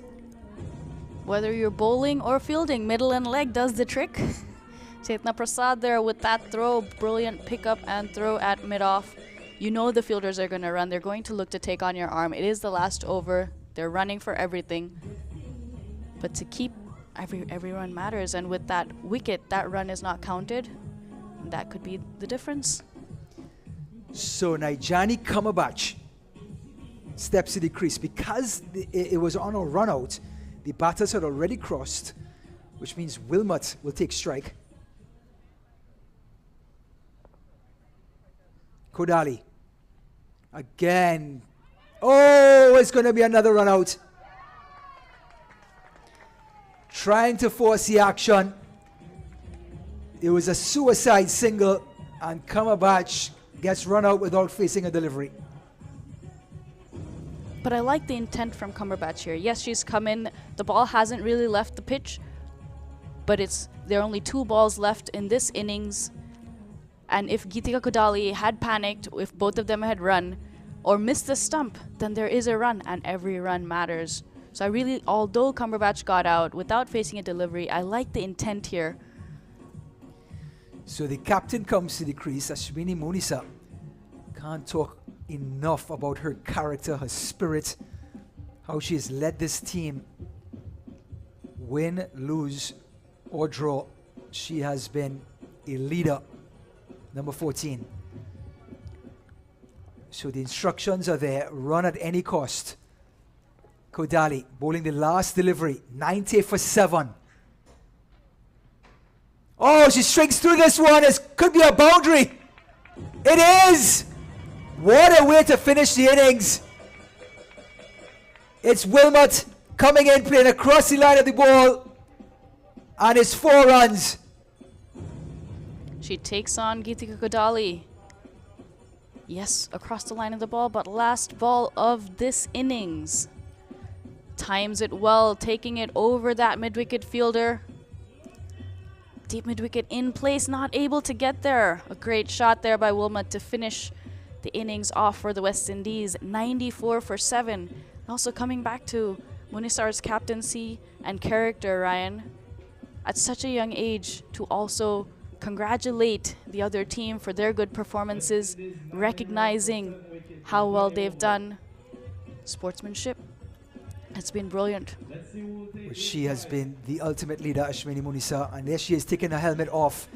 And what a shot by Wilmot to finish this innings off. Now, the last time the West Indies got past 90 runs, they won that match, the second match of the series. So this 5th and final game of this 5-game series, the West Indies put into bat by the USA.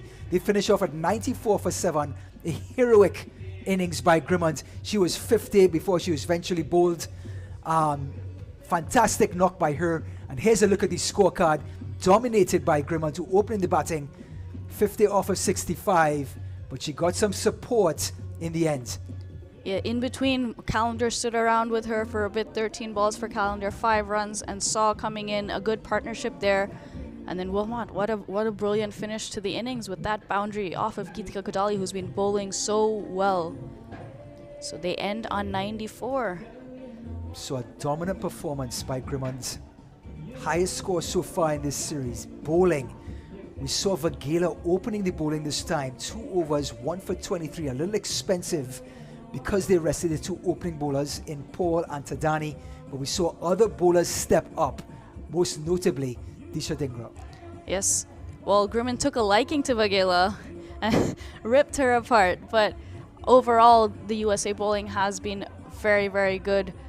11 extras today, yes, but Lisa Ramjit there bowling in the death, only giving 5 runs and over.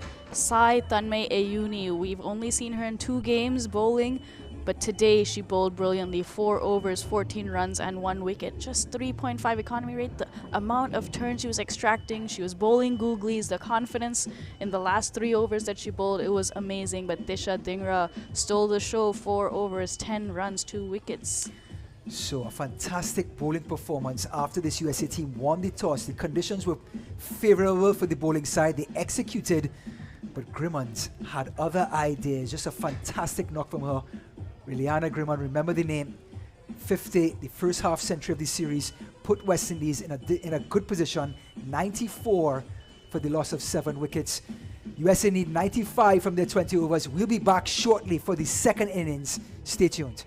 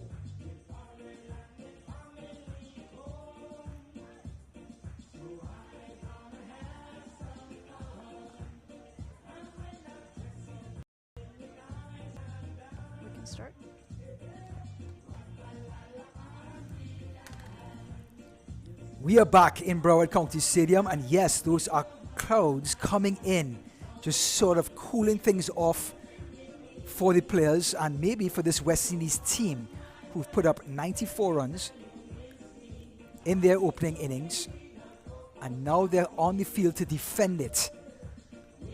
USA coming in. The last time the West Indies put up a score over 90 runs, they won that match, which was the second match of this historic series between the West Indies and the USA Women's Under-19. For the US, we have Ritu Singh and Lasya Mullapudi opening the batting. Lasya Mullapudi had the opportunity to open in one of the games. Not successful in that one. Ritu Singh has been very good in the middle order, finishing games for the US. Today asked to open. She has opened in domestic cricket in the US. And for the West Indies, we have Shalini Samaru opening the bowling. So a little unconventional. First over being bowled by a spinner, but Samaru's been so accurate, so problematic for the US batters. And here's the first delivery to Singh. Singh drives. Now, you've always brought up the point of Ritu Singh playing softball, opening her hips quickly, trying to score, opening her shoulders. Is that problematic as an opening batter? As long as you know your game and what you're doing, I don't think it's problematic. Yes, the bowlers will analyze your game and have plans to try to get you out or keep you quiet. But as long as you know what your game is and how you play, whether that's where your back lift comes from, how your bat comes down. So again, just short of a length and beautifully played by Singh. It turned into a late cut. They're going to come back for two. We see the pitch playing a little bit slower than usual. Great adjustment by Singh. Absolutely. Getting into a good position, as you said, playing that late, watching that ball onto her bat. There is a point in place, and Zayda James at point, patrolling that area like a tiger or a panther. But Ritu Singh playing that fine. Samaru, good line and length again. Perfect for the off spinner. So, 2 deliveries remaining in the first, 2 without loss. The total 94, they scored 95 to win. Samaru, Singh, again at a late cut. It was in the air for a second or two, very safe. And one of the best fielders of the series, Zadia James, throws it back in, and Singh comes back for 2. Zayda has been electric in the field, great with the ball. But Singh picking up another 2. You're asking about the technique, Ryan. Everyone has a different technique, and you make the technique work for you. Samaru, James has 2, shall I say, doubles in the last 3 deliveries. And that is the end of the first over. USA 4 without loss after 1. Ritu Singh twice scored 2 runs. She's 4 after 6 deliveries. And a chance for Mullapudi to get her first strike. And within seconds, we'll let you know. Looks like it's going to be Wilmot, the medium pacer coming down the hill. Looks like Calendar, actually. We saw her bowl a brilliant first ball, in-swinging Yorker to clean up. The USA batter, after that, had an expensive over a previous game. Today, opening the bowling. They don't have Katie Jazz Mitchell in their ranks today, resting. She did have an injury in the 3rd game. Yeah, we saw Katie Jazz Mitchell grabbing her calf with an injury in game number 3.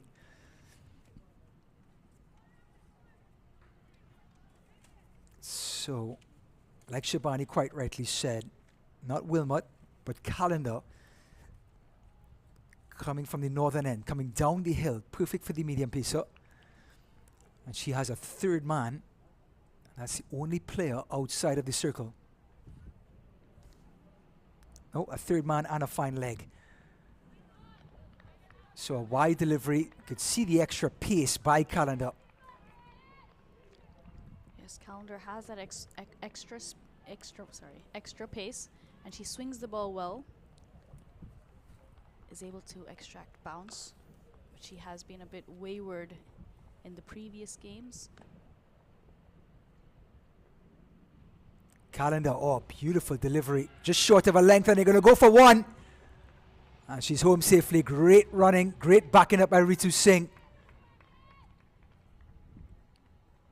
Certainly one of the quicker bowlers we've seen so far in this series, Calendar. The ball getting up there as well, hitting the bat hard.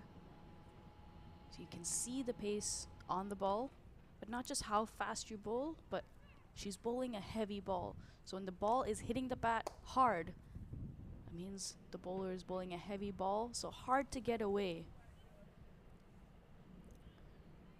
So again, just the fine leg on the third man. Protection behind the wicketkeeper. Singh. Oh, shortish delivery and turned away. Looks like it came off the glove. They think of two. Mulapuri says no thank you. We haven't seen bouncers in this series, but this one getting up there. Ritu Singh in a good position, getting inside the line of the ball.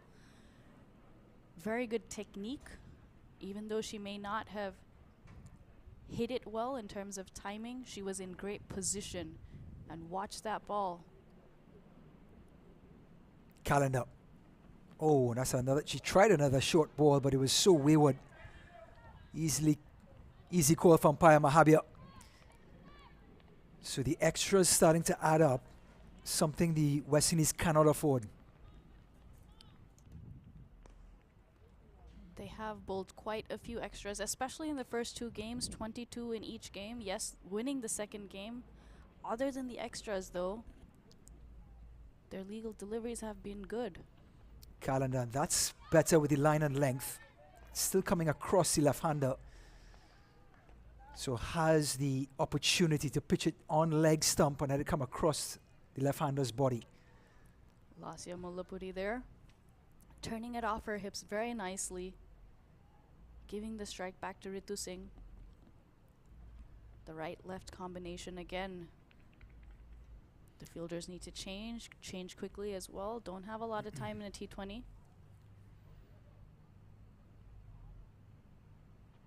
Shortish delivery again. Well played by Singh. Loving the technique, back and across, getting in line like you said, Shabani. Also, a lot of the girls grow up playing against men and boys, so they're used to pace, but Calendar is turning it up here. Like to see the extra fire in the delivery.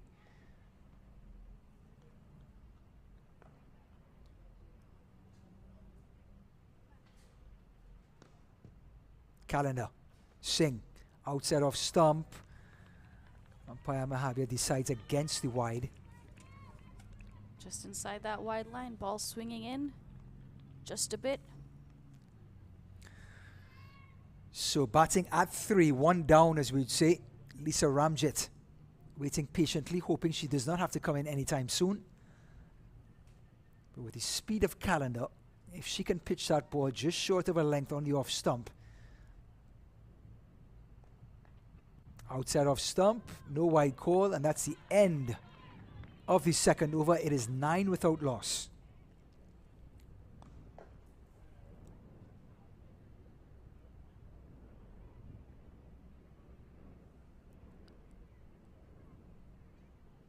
Samaru continuing from this end. That's been their formula. When Mitchell was there, Mitchell and Samaru, they bowled 8 overs straight. In that second game, keeping USA quiet, picking up wickets as well. Mitchell took 3, Samaru took 1. Went on to win that game. Samaru has been so good opening the bowling. Off spinner, opening the bowling. Usually we see when spinners do open the bowling, they might bowl 1 or 2 and then come back later. But to bowl your 4 out, not an easy task. So Samaru to the left-handed Mulapuri. Beautiful delivery. Mulapuri looking for one. No chance. Not with James at point.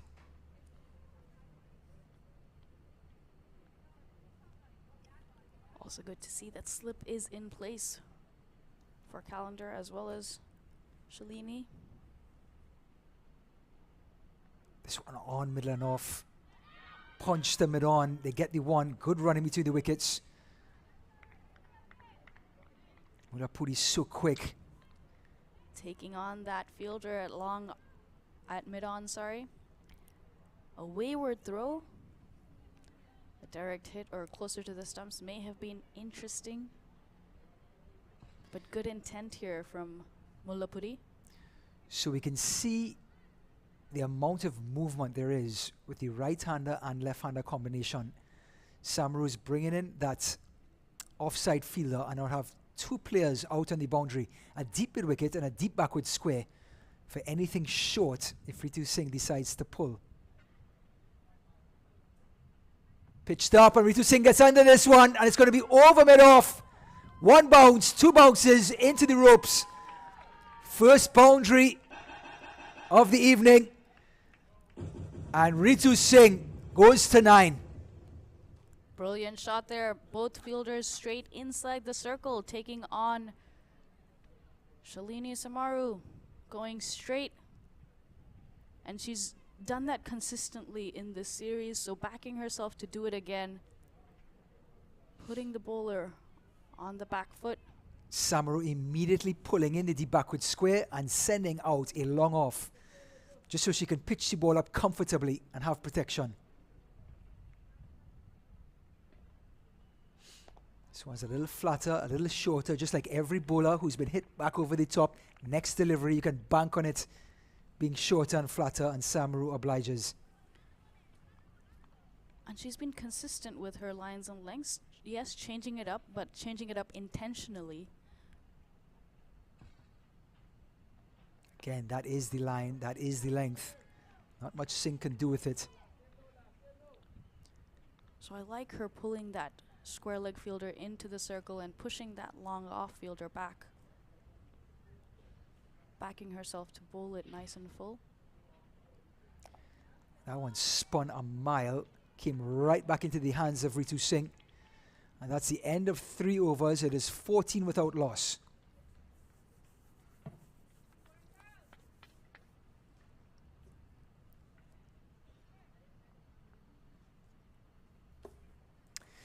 So I've heard the glucose commercial.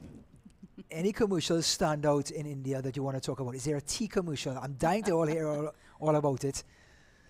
There are plenty of tea commercials, most of them And all the same. And your favorite tea will be? I don't drink tea, Oh, do Ryan. not drink tea? No So tea, no coffee. family has a tea favorite, or does No, it not necessarily. Okay, Drink all different all different flavors. sure. Yeah. Okay. Keep it interesting. Cardamom, mint, chamomile.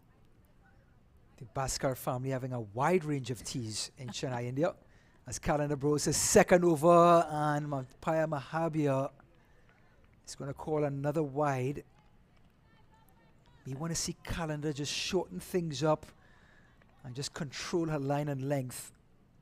But she really just wants to let it fly, being the last game of this 5-game series. USA leading 3-1. Just wants to cut loose like any fast bowler should. Yeah, that wide line again, just an indicator. Calendar. That's just short of it. Like there's an appeal by slip. Brilliant delivery by Calendar. Every so often she just delivers a peach.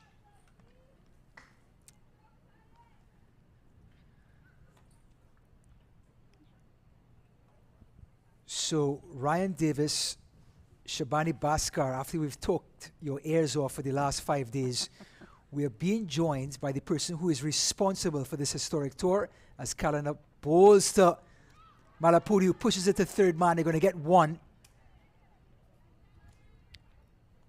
A single pushes it to 16 without loss. And we are joined by Nadia Grooney. Nadia, I want you to make it clear what your new position is. You've just been appointed. by the USA Cricket Board. Please clarify that. Nadia Grooney, everyone. Welcome to the show. Thank you, Ryan, and good afternoon to everyone. Ryan, I've been reappointed to the board. I've been serving on the USA Cricket Board since 2018, and this is now my second term. Second term. Just short of a little delivery by calendar, right up into the chest area. So, Nadia, how long did it take to put this event together? As a matter of fact, Ryan, this event has been in the works for, I would say, over a year. Wow. Not the operational side of it, but at least the discussions with Cricket West Indies on creating opportunities in the region to support the development of women's cricket. So, going on tour to the West Indies for the upcoming Stars series just a month or two ago, did that accelerate talks, or was it just same old? Oh no, at that point, this series was already confirmed with Cricket West Indies. We agreed on a sort of reciprocal arrangement where we visited them in the West Indies. They have provided fantastic support to us, to our team while we were there. And in return, they would bring their team over here later on in the summer, which is what's happening today. Have to ask this question. The hardest thing that you had to do over the last year and change to get the tour together? It would definitely be pulling together the finances. You know, at USA Cricket, we're still a very young organization. And with that, of course, there are also huge ambitions and goals. It's a large country, and resources, it's always an issue. So to be able to gather those funds, raise those funds to support these ladies and make this event happen, I would say has been the biggest challenge. A quick single to finish the over there. 4 overs gone, USA 18 for no loss, looking good. Do not adjust your TV or your stream. This is now turned into the Nadia Shabani Ryan show. And we're presented by all different sort of sponsors. Talking about sponsors, Nadia, putting together the finances, how hard or how easy was it to get people to buy in? You know, Ryan, a very interesting part of getting the sponsors on board is the support of volunteers and parents themselves and the community to an extent to help identify those sponsors. It's really truly been a community effort, just all around, and there have been very strong leads that the community has, and so we've been able to get the support that we need to get us over the line. Samara Ramnath getting ready for her first delivery. Wasia Mullapudi pulls back. Not ready yet. So as we continue to talk about the scenic Broward County Stadium, some clouds coming in, making it nice and cool for the West Indian players to field in. Getting this ground available for USA Cricket, was there a challenge? Did Broward County Stadium buy into the opportunity? What was that like? Yeah, the Broward County, they're always very excited about having cricket events here, especially international events. Must give a shout out to Worldwide Sports Management Company, which is a local Florida sports event management company. They are responsible for also organizing and hosting the men's T20 series between West Indies and India, which just concluded a weekend ago. They have also supported in helping us secure these facilities and ensure that all of our logistics are in place. So it's really been a three-party sort of arrangement to make this event happen, and we could not have done it without them. Going forward, what's the next steps for USA Cricket? First of all, women's, and then we'll talk U19. Women's Cricket USA, what's next on the horizon? Next up, we've got the ICC Global T20 qualifier that's happening in the UAE, in Abu Dhabi to be exact. Our women's team is going to go there a bit early, play in a quadrangular series against Thailand, UAE, Zimbabwe, and or on us. And so that's going to be an interesting T20I series. It's going to be very competitive. It's going to be an opportunity for our team to work on climbing the ladder in terms of our team ranking. And then they'll enter into the global T20 qualifier, of which the top teams are going to be participating in the T20 World Cup in South Africa next February. So Ramnath finishes the over number 5, almost getting a wicket. Just taking a quick look at that replay. Ball angling into the right-hander. Hits the pad and just goes past the leg stump. Well fielded by the wicket-keeper. So that'll be the end of 5 overs. 19 without loss. We look at USA Cricket as a national team, but below the surface, we have club cricket. What is the atmosphere like for women's club cricket going forward? It's still very much growing. We've got pockets around the country of girls playing in local clubs and academies. There is and where those exist, there is a very sort of deep or intense focus on developing those girls for the national team. There are private tournaments that happen throughout the year where many of these girls meet regularly to play matches. But what we're starting to see an uptick in the numbers, considering that these girls started just about a year ago being named in a national training group, and also having their very first under-19 national championships last year. Calendar here, bowling tight lines, and especially that length, Ryan. We haven't seen anyone extract bounce as much as Calendar has today, and it's been really good. A good display of fast bowling.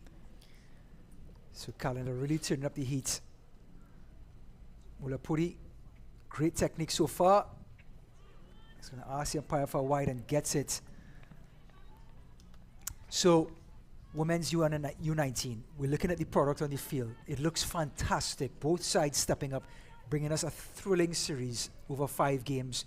And I have to thank you from everyone for putting this together.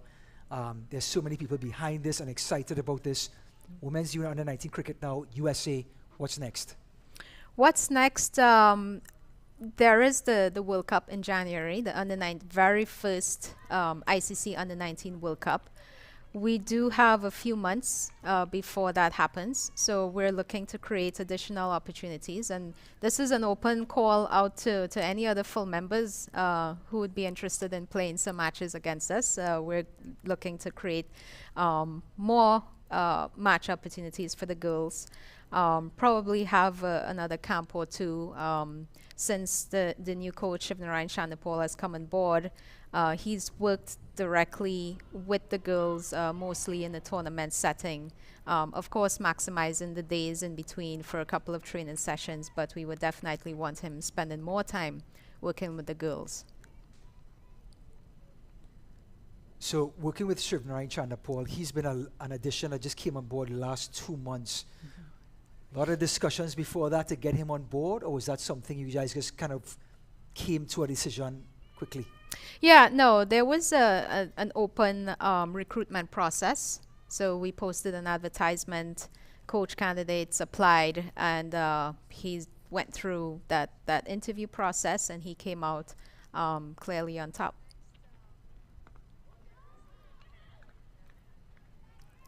So we have one of the best in the business there in Shibani Bhaskar. It's been an absolute pleasure working with her.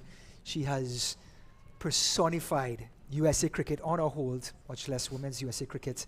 So Shibani, can't tell you the fantastic standard you've set, and it's completely sort of fitted into the mold of USA cricket, which is setting all new standards around this region.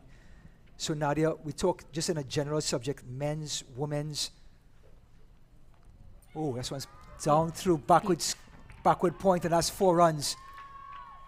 Second boundary rather of the innings, coming off the bat of Ritu Singh. Outside off stump, and she did the rest. All she had to do was place it, and she did that to perfection. Plenty of pace on the ball, bounce as well, getting on top of the bounce. As long as you time that ball on top of the bounce, that ball is flying. And Zeta James, yes, in slip, And at point, that ball just raced past. Now, they want to go back. You talked about parents getting involved, making this stuff happen. What's it like for the cricket board, working with the under 19 level, and actually getting those parents involved? Is it easy? Is it hard? Well, at least from my point of view, it's very easy. And that is our second consecutive boundary. Ritu Singh in full flow. 30 without loss. Beautifully played. Yes, it was a top edge, but she went for it. The bounce was there. She went over that slip fielder. Third man was wider. Ball racing into the fence. Another boundary for Ritu Singh. Score races on to 30 without loss. We're just about 5 runs and over after this delivery. 65 needed from 85. So with all the excitement now of this group, how do you guys continue to grow this group? Is it just through club cricket? Is it through camps? What is it like? So what we do is we host a couple of talent identification events. Oh, that was almost close. And, following that, we have a domestic pathway where there's the intra-regional competition where players from various clubs and local communities are invited to come play competition within their region. And then it filters up towards the regional level and then the national level.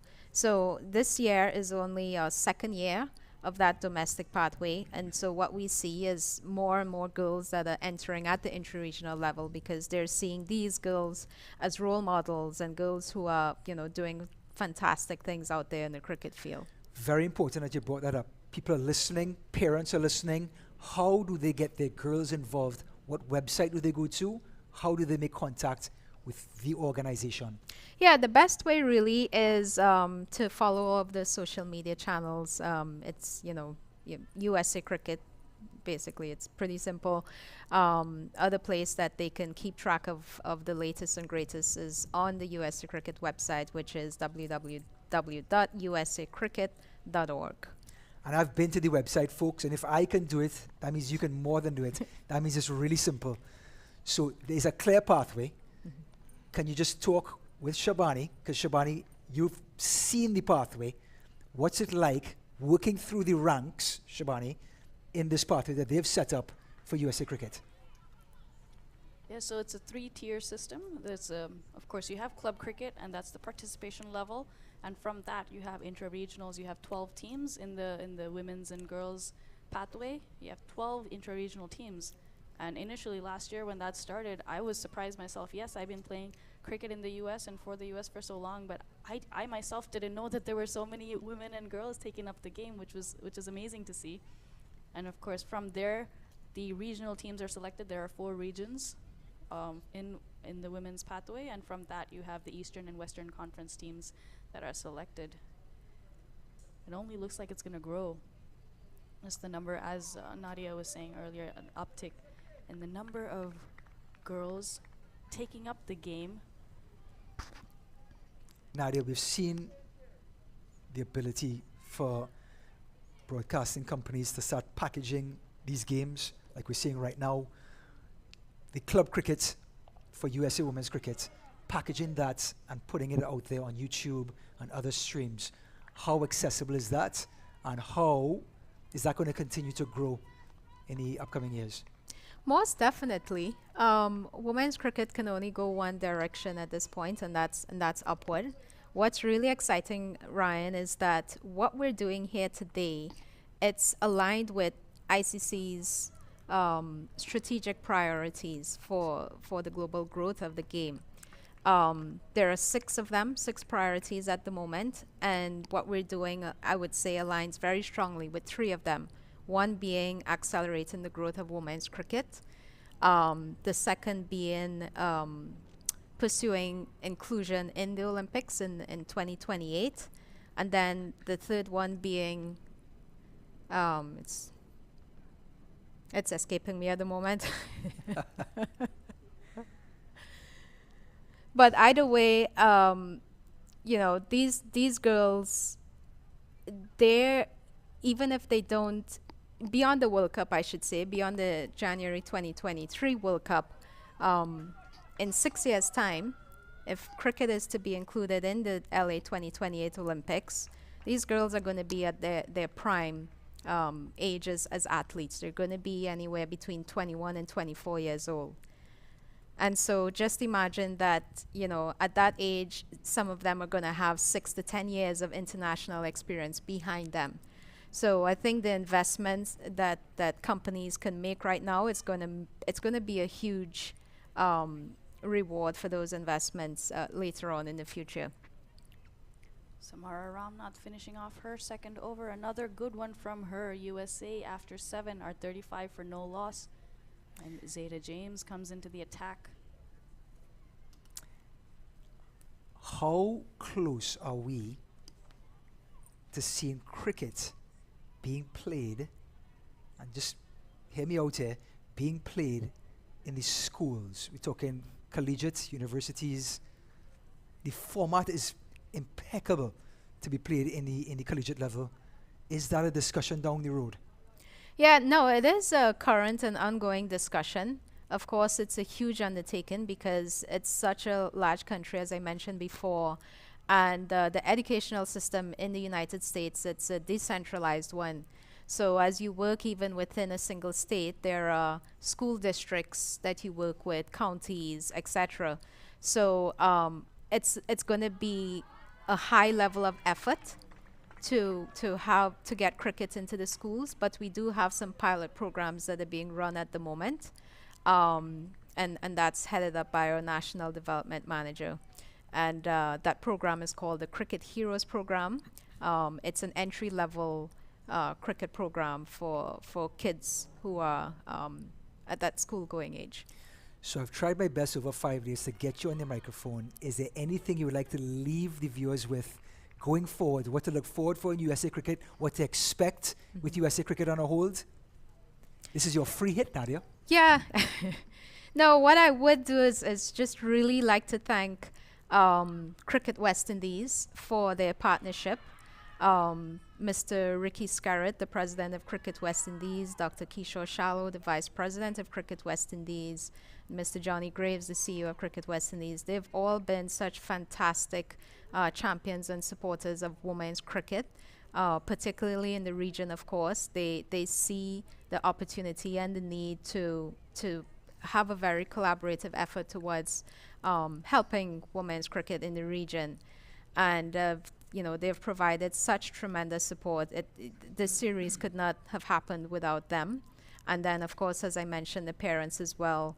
Some of them have put up their hands to be volunteers at this event. They've done such an incredible amount of work just over the past number of years, supporting their daughters, playing, making sacrifices to ensure that they're getting the best training that they can, that they're, you know, eating what they need to, that they're getting as fit as they can.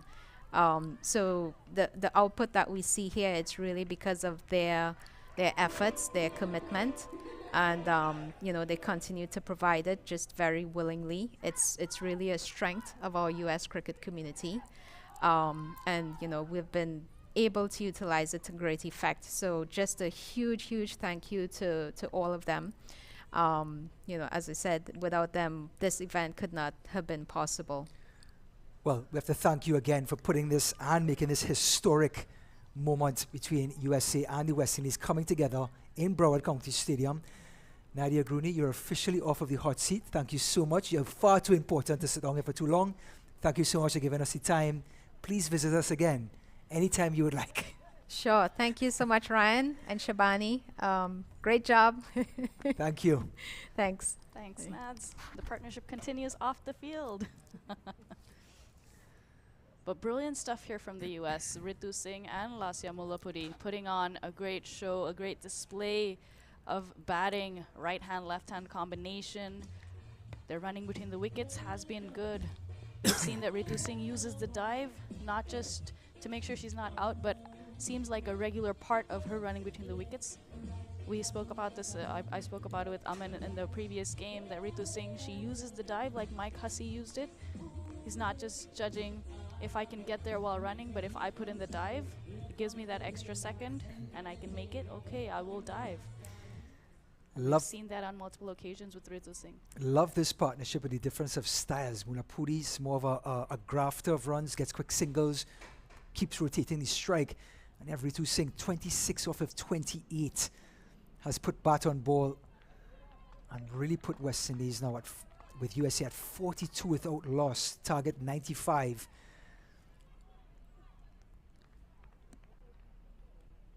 And yes, Lasya Mullapudi 10 off 21, but playing a important hand here in this partnership with Ritu Singh. Using her legs beautifully and driving this one into mid-wicket. Just gets one, but gives you an idea of the technique that Mullapudi has and how nimble she is on her feet.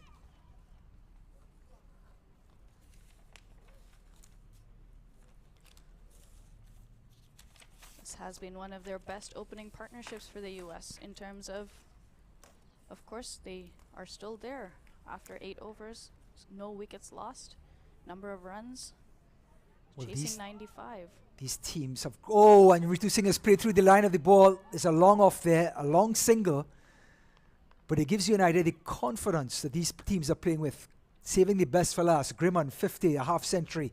I know we have Ritu Singh in full flight, 27 for 29. Score 44 without loss. Best opening partnership we've seen so far in this series.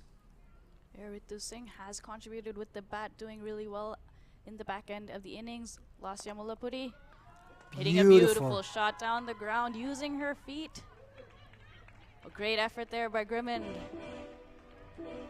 And one of the best fielders on display, Liliana Grimmond, a 50 in her innings, the highest score of the series. And so far, she's been unstoppable on the field.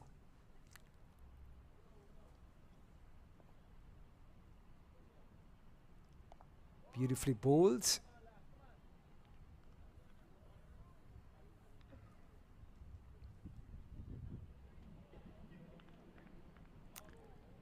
.46 without loss. Last ball of the 9th.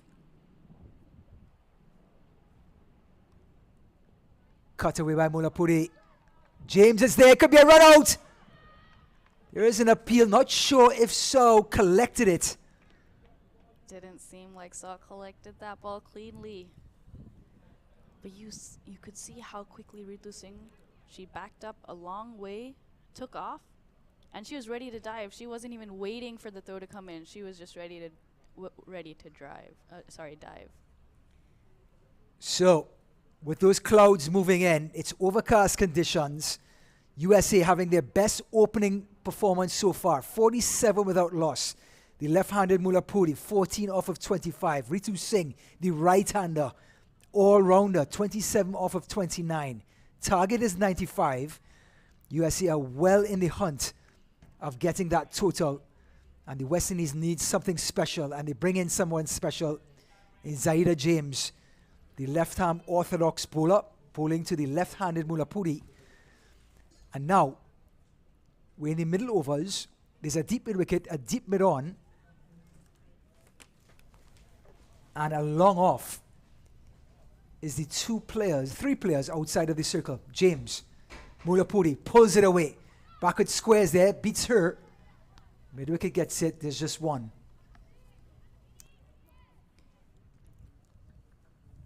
Ritu Singh being so aggressive, any ball that's been pitched up, it's in her zone, she's gone for it, hasn't held back through the power play, using the power play, getting a couple boundaries with the fielders in. And Lasya Mullapudi having the time to play herself in, but playing such an important hand. It's all about the partnership, not about the individual scores. Cricket, yes, individual performances matter, but at the end of the day, it's a team sport, and batting partnerships, so important. Driven by Singh, it was right into her toes, almost like a Yorker. Dug it out, gets one. But she's really seeing the ball now. And we have a slight drizzle coming onto Broward County Stadium. We've been rain-free for the first 4 games. Number 5, we're getting a sprinkle. Hopefully it's just that. James Mullapudi pulls, leading edge. Just spills to Captain Munisar at cover. But this aggressive intent shown by Ritu Singh and Lasya Mullapudi.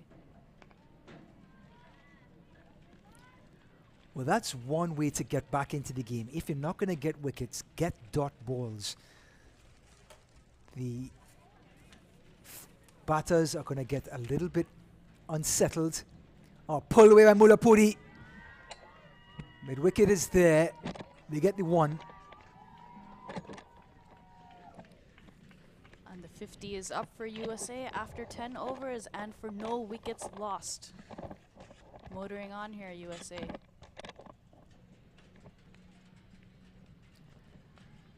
So we have some of the best, or the best broadcast team this side of Florida. There's rain on the field, and we already have help adjusting the cameras.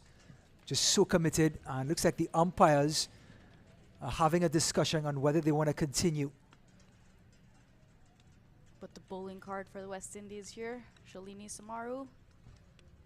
2 overs, 9 runs. Calendar opening the bowling today. We saw some fury, fast bowling, bouncers and whatnot. But a bit expensive. Samara Ramnath, just 10 off her 3. And Zeta James, 10 runs off her 2. So drinks are on the field. The light drizzle is there.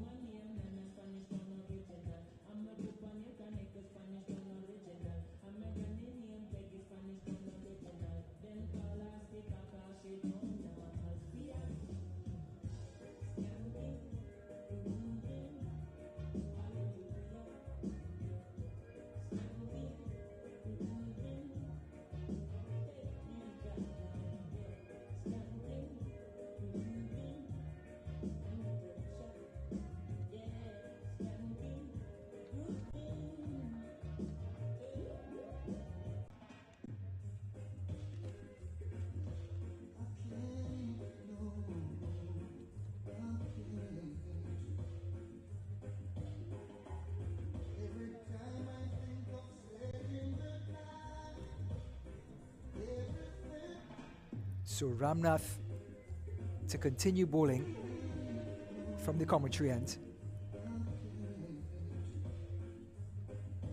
The umpires came together, thought about it. The grounds crew are standing by the covers. If any significant rain should occur, they'll be on there in a flash. One of the benefits playing in an international stadium like Broward County, the support, the standard is high as Ramnath bowls to Mullapudi. Mullapudi uses the feet, drives well, beats extra cover. Mid-off is not going to get there, and there's 4 more. Beautifully struck boundary to the offside by Mullapudi. Attacking field set here for Samara Ramnath, Lasya Mullapudi. Beautiful footwork, getting into a great position, piercing that gap between extra cover and mid-off. Ramnath turns, ball pitched outside the line of leg stump, not out. The USA batting has improved game after game. We saw Geetika Kodali finishing the first game off for the US, staying not out in the second. But after that, your top order has stood up. You had Mitali Patwardhan opening the batting, scoring 30 not out. Then you had Disha Dhingra scoring 37 not out.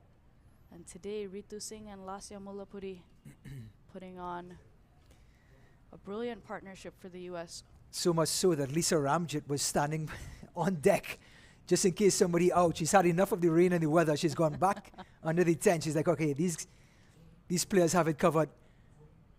Ramnath Singh opens up. And that's out. Straight to point. No, extra cover rather. It was Samaru waiting. The ball pitched up by Ramnath Singh trying to get under it. And Samaru was waiting. Ritu Singh winding up as we've seen her do all day. This time straight to cover. Extra cover there. Shalini Samaru, brilliant all-rounder. Not gonna miss that one. But a brilliant innings from Ritu Singh. 28 off just 32 deliveries coming to an end. West Indies get their first wicket. USA 55 for 1. Well, a much needed wicket for the West Indies just to put some doubt in this USA overall mind. So finally, Lisa Ramjit has to come out of the tent. So a change in batting order. So Lisa Ramjit has now been pulled, and the opening bowler is Sani Vaghela. Comes in at 1 down. Gonna join Mullapudi, who's well set at 21 off 32. But the West Indies, valuable wickets.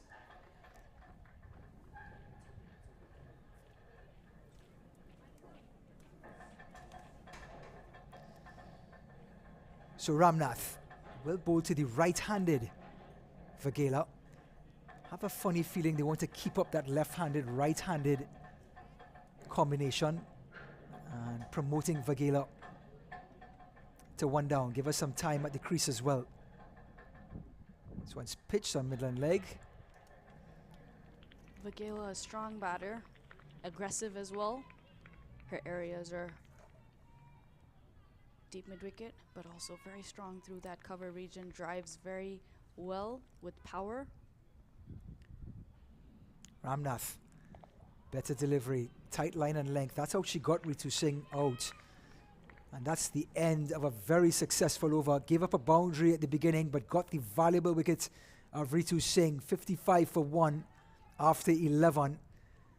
95 the target. And when you talk about Isani Vaghela, yes, she's strong through mid-wicket and the cover region. And just when you think you've got that covered, she pulls out these deft touches through the third man region and getting boundaries there. So you set a field, you have a sweeper cover, you have a deep mid-wicket, long off, long on, because she's good. She has plenty of power.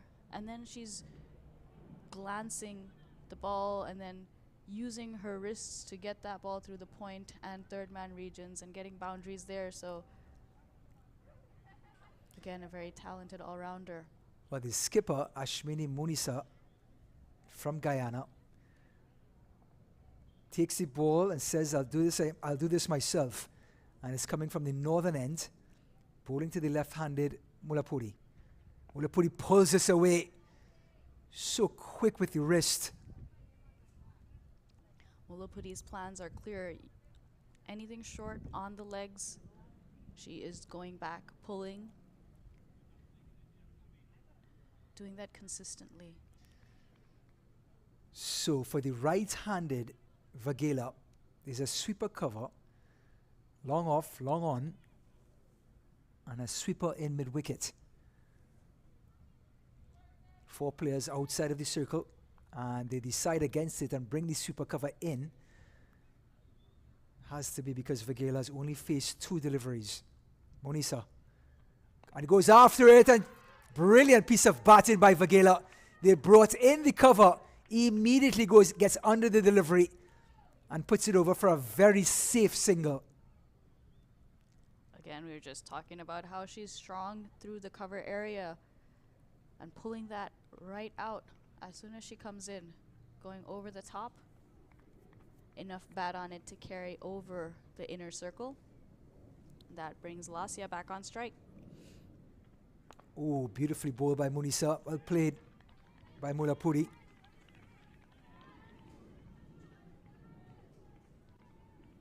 Very full delivery. Very smart.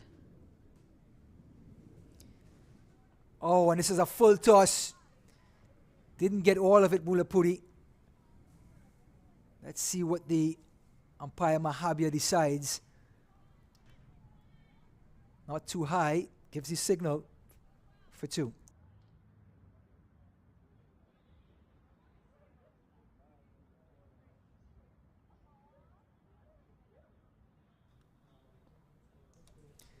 Munisa on the legs and appeal, half-hearted. You know, even though the ball is going down the leg side, you can see her spirit. She appeals wholeheartedly. It's just her drive. It's just her drive. Go up and appeal. It's infectious. And now sending that sweeper cover back, just with 2 balls remaining in this over. Beautiful delivery. This one outside off stump with a little bit of flight, a little bit of air. And that is the end of her over. 12 overs gone, 55 for 1.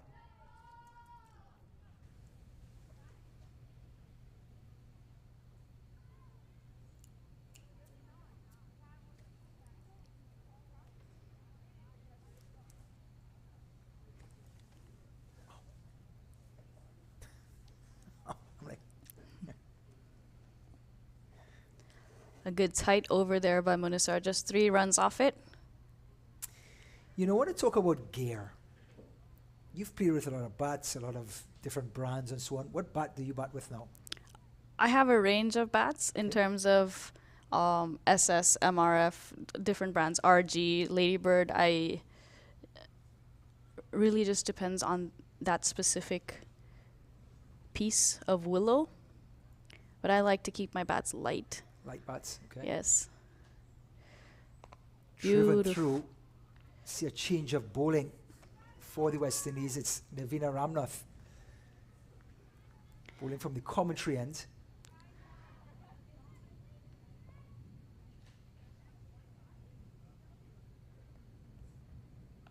Want to talk about bowl. Oh, the run off of James. It could be out. Gets back only because this is speedy Mulapuri. Anyone else, they'll be back in the pavilion. Suicide single, Shabani.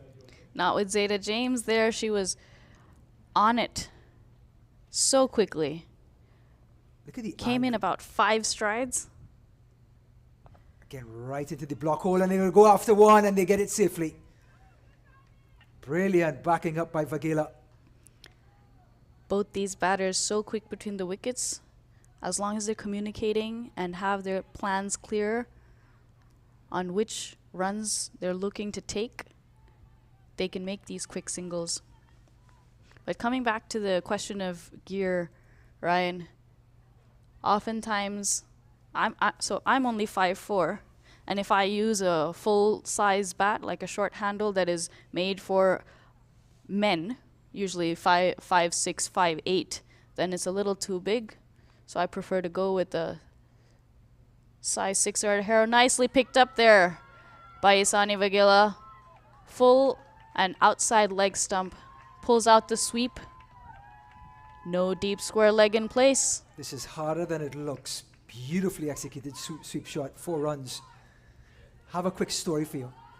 Playing high school cricket, I went to the same high school as Brian Charles Lara. And I had all these bats that I used, like multiple bats, Cranicle, Slazenger.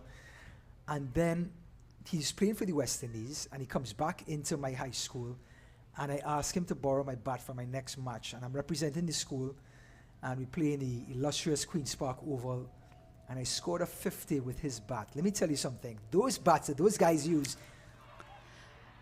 What a ball. What a ball by Navina Ramnath to clean up Isani Vagela. Going back on a full delivery, missing it completely. Beautifully bowled, Navina Ramnath. Look at Ramnath coming on, getting her chance and taking a chance. Beautifully delivered off break into the stumps of Vagela. She departs. Lisa Ramjet, who has weathered the storm outside, waiting for her turn. Finally gets her turn. 63 for 2. 32 more off of 43. This game's still very much in the balance. But with Mulapuri dictating the traffic, it could be easier than it seems. Brilliant job by Ramnath to get the breakthrough. So those bats that those professional players used, I don't know if it's personally made or what, but as we would say in my country, chalk and cheese. It was completely different to the bat I was using. I think it came with runs. You have different qualities of willow. You have different grades, and within each grade, you have A and B as well. So if you go grade 1, then you have A and B. And of course, for international players, good ball first up, but well played by Lisa Ramjit, getting close to it. Sweeper cover, a single taken. Good over. Important breakthrough for the West Indies, Navina Ramnath. USA 64 for 2 after 13. But coming back to bats and quality of willow, Ryan, an international player, it takes a long time. There are so many bats made, and it takes a long time for them to get, if you take SS for example, it takes a long time for them to get a grade 1A willow. So when they get that, that is not available in the open market, because those bats are going to contracted players, to players who play for national teams. It goes to a Virat Kohli. Exactly. Yeah. It goes to a Virat Kohli. It goes to the top players around the world, the international players. So then what is available in the market is grade 1B or grade 2. Nicely bowled here, Munisar.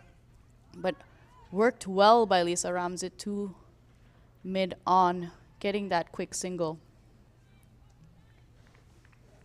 So they're not open to the open market, so I never had a chance to bat with a good bat unless I met Mr. Brian Lara and asked him to borrow his bat. So Mulapuri, 24 of 38, directing traffic, as I would like to say. You saw the hard-hitting Ritu Singh leave her mark on the game. She was eventually caught at extra cover. And Mulapuri uses her feet well. No run. Janaba Joseph there at mid-wicket. Ball's not passing her. Down the wicket she comes again. Mulapuri. Outside part of the bat, but it was well directed. Sliding stop by James. Easy 2. Good cricket here by Lasya Mulapuri. She's been placing the ball towards point, and Zayda James has been coming in because they've been looking for that single. And if you look at that replay, Zayda James is very far in, and Lasya Mulapuri hit that with power. And over the top, had Zayda James been in a conventional point position without coming in so much, that may have been a catch. But because Lasya has pulled her in with the singles she's been trying to take and the soft hands that she's been playing with, Zayda James has come in and has opened up that option for Lasya. I'm about to ask Shabani about taxes and finances a little bit because the sort of information we're getting has been spectacular. Thank you, Shabani. Full toss, and Mulapuri's got all of it. There is some cover out there. Come back for a long 2. But Monisa, whether the ball slipped out of her hands or is an attempted well-pitched delivery, Mulapuri is seeing the ball the size of a grapefruit. She took her time to get in, building a good partnership with Ritu Singh, and then she's kicking on as well. This one cut away this time by Mulapuri. Deep cover. Grimond, best fielder with James on the field. And that is the end of Munisar's over. 14 overs gone. 70 for 2.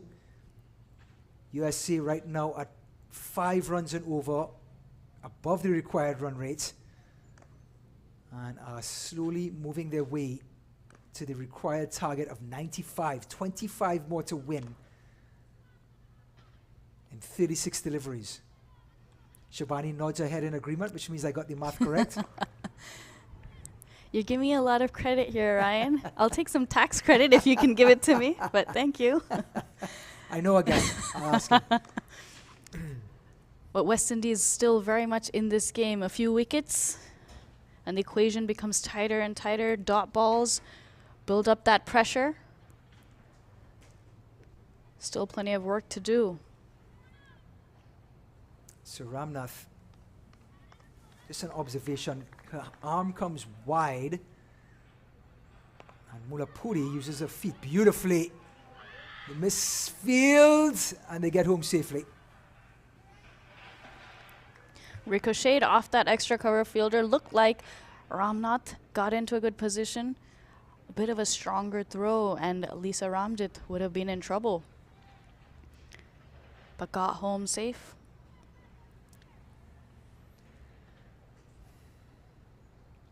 We saw the incredible innings by Grimond. Now we're seeing Mulapuri. Batters have stepped up today and delivered for their teams. Simple. We talked about how the pitch is wet because of the rain and all of that, but the batters have adapted brilliantly from both sides. Beautifully driven there by Lisa Ramjit. The reaching for it, getting into a good position, using her feet. Question. Yes. At the beginning of this over, there were 36 deliveries left, now 34. Shabani is now impressed. Do you start bringing the field in? Do you encourage the batter now to take chances to get the boundary and stop the single? That is the golden question. How much do you attack? How aggressive should you be? And if it pays off. When it pays off, it looks brilliant. When it doesn't, then you're like, oh, you should have just kept that fielder back. Yeah. It also depends on how much confidence your bowler has and how confident you are in your bowler to execute the lines and lengths required when you keep that fielder in. Sweep shots. Brilliant bit of wicket keeping by Sow. Seemed to go off the pad of Lisa Ramjit, so not given as a wide. Sow had a neat innings towards the end at 14. Supported Grimond for her to get her 50. Ramnath. Driven down the ground, and Ramnath, I believe it came off the ground, not sure. Yeah, looked like a bump ball. Try to get a hand to it, unable to stop that ball. So a bump ball is what you call that? It's a bump ball. I ball. love that. So we've learned smelling the ball, just to give yourself time. And now a bump ball. I'm keeping notes.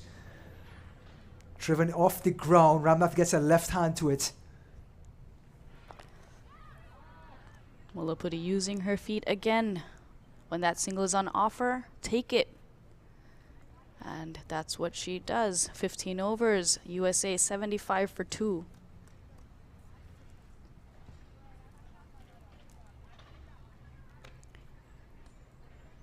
But coming back to pulling some fielders in, yes, you're allowed 4 fielders outside the circle.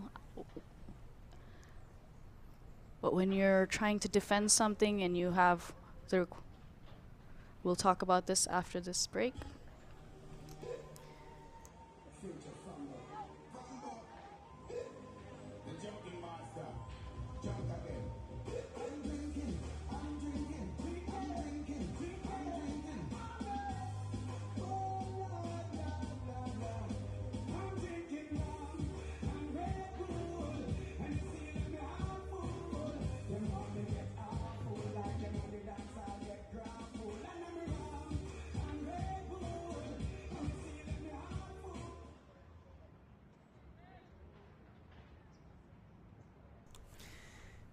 Captain Munisa bowling the 16th over. She has a deep mid wicket, a long on, long off, and a deep cover.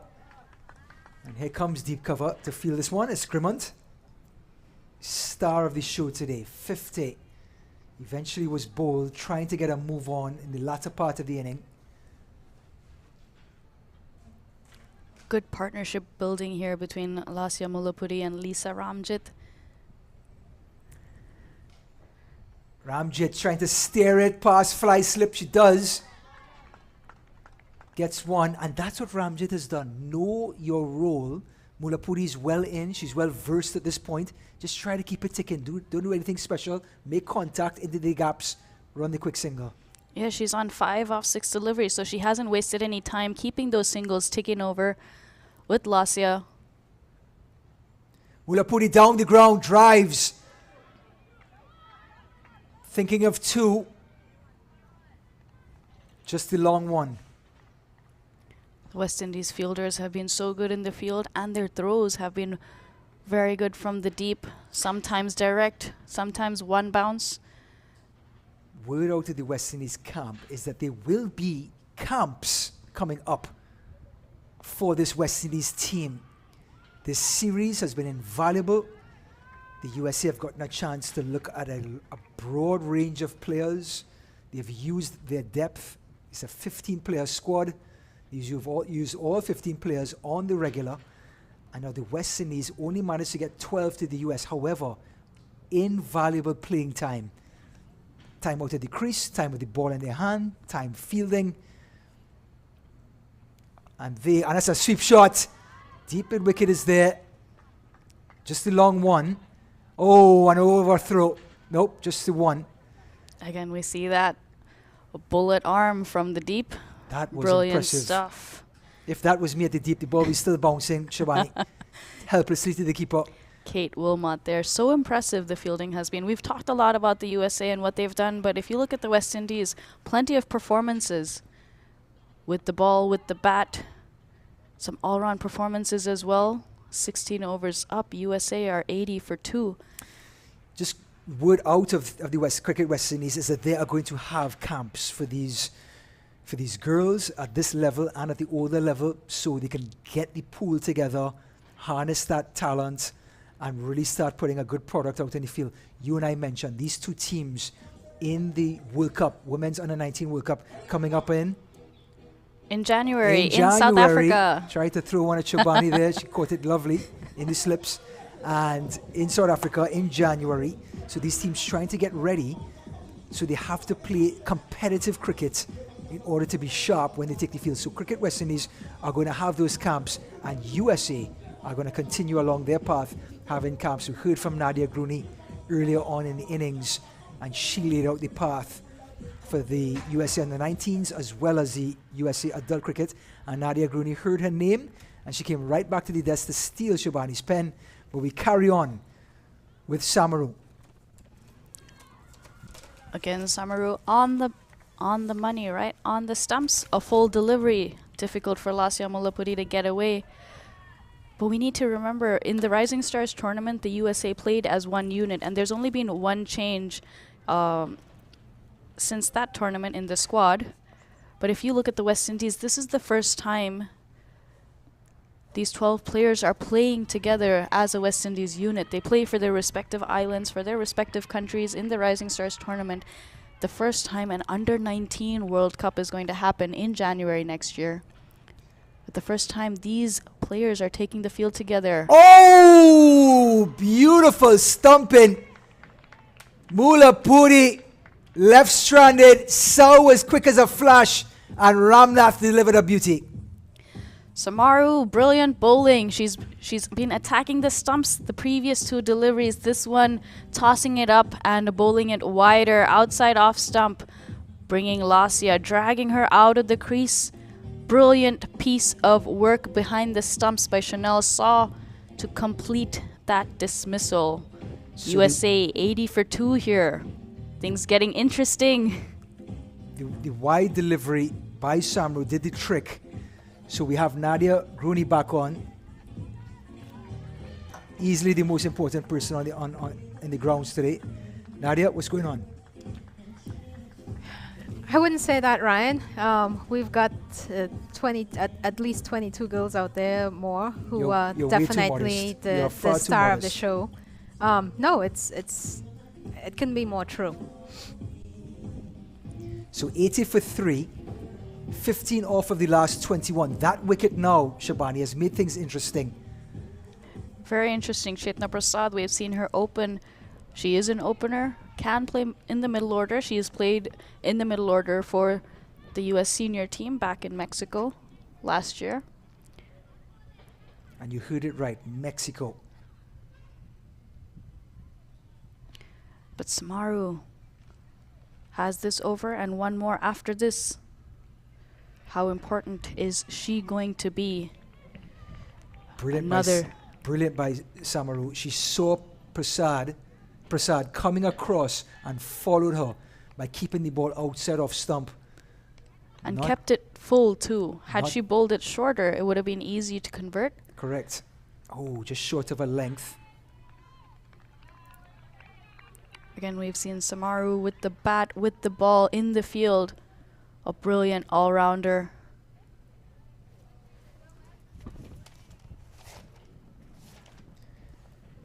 Just to remind everyone, after the play on the field, we have awards, interviews, presentations to be had about this historic event.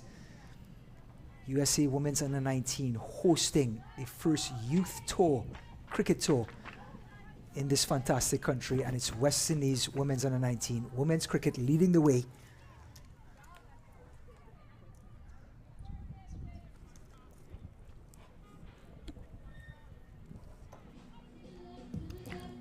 Crucial 3 overs here. And who do they ask to bowl it? Zeta James. Dependable. She's been so good with the ball in the field, but also with ball in hand. Today a bit more expensive than the previous days, but still a very smart bowler. Mixes it up in terms of amount of turn imparted and lines that she bowls. No, looked like Zeta James. So it looks like Captain Munisa will continue from that end. So the off spinner bowling to the right-handed Ramjit. They got the prize wicket of Mulapuri in the last over, courtesy Samaru. But Munisa to Ramjit. Ramjit down the ground, gets it on the full, beautifully played. But great work there by Janaba Joseph at extra cover. Usually bowlers and fielders keep the batters guessing. They're keeping us guessing too here, Ryan. Not knowing who's going to bowl the ball. I've been guessing since I woke up this morning. This one is through, long on. They're going to get one. Looking for the second there, Chetna Prasad, not on offer. Good work in the deep, keeping that down to 1. Lisa Ramjit using her feet, converting that as a full toss.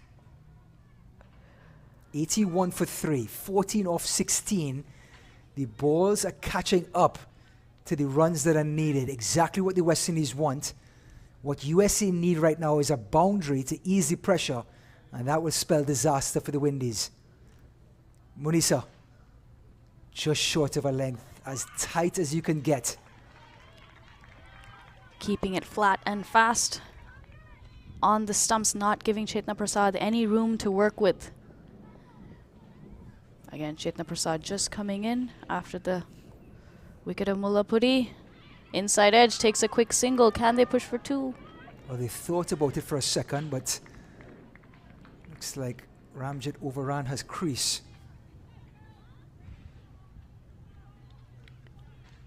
She trusted her partner and ran, but wasn't sure exactly where the ball went, Lisa. But good to see that commitment. So Ramjit keeping it ticking over, 7 off of 10.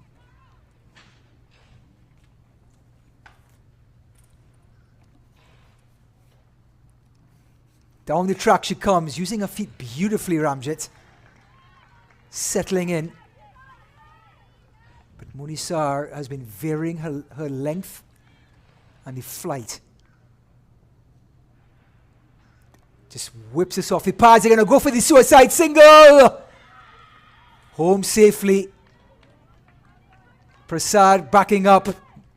She was the one who made the call. So the end of 18 overs, 83 for 3, 12 deliveries remaining, 12 runs required. A brilliant over by Ashmini Munisar, captain, standing up, only giving 3 runs in that 18th over. Crucial over. We've come to expect it from these two teams in this series, coming down to the wire. We look at totals. We saw the West Indies put a score over 90 runs in the second game, and they won that game. They did so again today. And we're now coming down to that nail-biting end with 12 off 12. Exciting stuff here. Last over for Samaru. Beautifully played. Patience. James. One more to the total. 11 off 11. Zeta James has been so good in the field. But maybe one thing that could be thought about is when you're going for a run out, especially in the bowler's end, and passing it to the fielder. Down the track and over the top. Long on comes in. Just in between. And they're going to go for two. Can it be a run out? It is! A direct hit there from the long off fielder, running in, attempting that catch, that ball dropping short.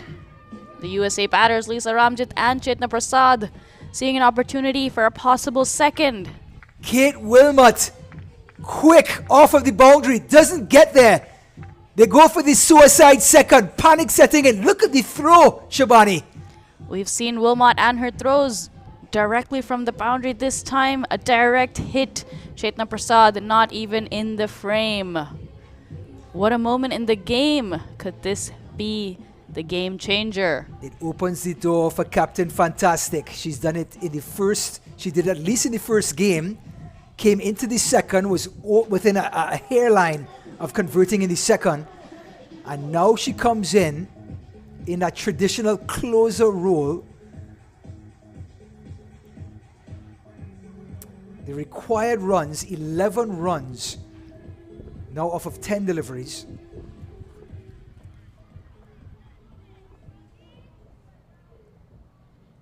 So, can she do it again? Gatika Kodali. But she's up against Shalini Samaru, who's been on top of her game, bowling brilliantly. In her first 3 overs, only gave 9 runs. This one's flighted up, gets all of it. It's Wilmot. Get the long one. Don't chance her arm, Ryan. Wilmot has been on fire in the field, getting direct throws into the bowler from the boundary. This one shorter by Samaru, holding it back. They continue to get these singles. You can see it getting under the skin of Samaru. A good drop and run there by Lisa Ramjit. Yes, there is a short cover in place, but still playing it soft enough for an easy single. And Gitika Kodali responding. There's a deep mid wicket, a deep cover. Long on, long off. Kodali tries to get it, but excellent fielding at that short cover. After that previous delivery, they switched that fielder out at extra cover. Now Calendar is patrolling that area. Last ball of the 19th. Kodali swings through. Could it be a boundary? It is! She did it again, Shabani. What a brilliant shot. It was outside the off stump. She saw that gap between long on and deep mid wicket. Going one bounce into the fence. Strong shot. 19 overs up. Last over. 4 runs to win. Well, talk about taking the pressure off of your team. Kodali taking the risk, going with the turn, and getting a boundary. Now 4 to win, 3 to tie. Question is, how many fielders do you put on the boundary? It's Lisa Ramjit, who's been ticking the score over since she's come in. 10 or 14. West Indies will defend the 4 runs, or USA will take the series 4-1. And Looks they like leave the responsibility to Zeta James, left arm orthodox, to bowl to the right-handers. No longer hitting with the turn, going to have to go against the turn to get any power on the onside. Yeah, Zeta James has been bowling well through this series. As we spoke about earlier, that arm ball, getting the odd ball to turn, keeping the batters guessing has been difficult to get away Just trying to get the angles right for her fielders. Very crucial. If your long off is too straight, then you expose yourself behind the cover region. James, first delivery, short extra cover, they go for run. Oh, Kodali's in trouble, she's gone. Captain Munisar at extra cover. What a brilliant piece of work. That ball hit straight to the extra cover fielder. Yes, hit fairly firmly, but Munisar makes no mistake, collecting it cleanly. Good throw, but also excellent by Saw to collect that. It was on the bounce, collected that, and ensuring Kitika Kodali is out. What a moment. Big moment in the game. We're trying to catch our breath. Ramjit was on the non-strikers and she knew it. She put her bat up in disbelief. Didn't have to even turn around. It was such a suicide single. And now the captain, the big hit in Kitika Kodali, back in the pavilion.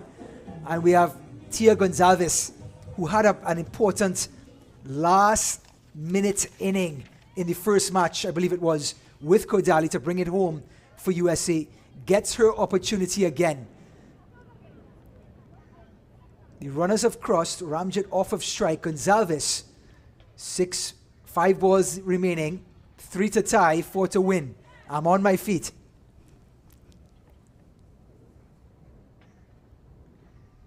Pitched up.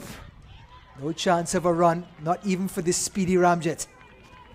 Zeta James. A brilliant 2 balls. The first one resulting in a run out. Fielders are in. Cut away and missed. The balls are disappearing.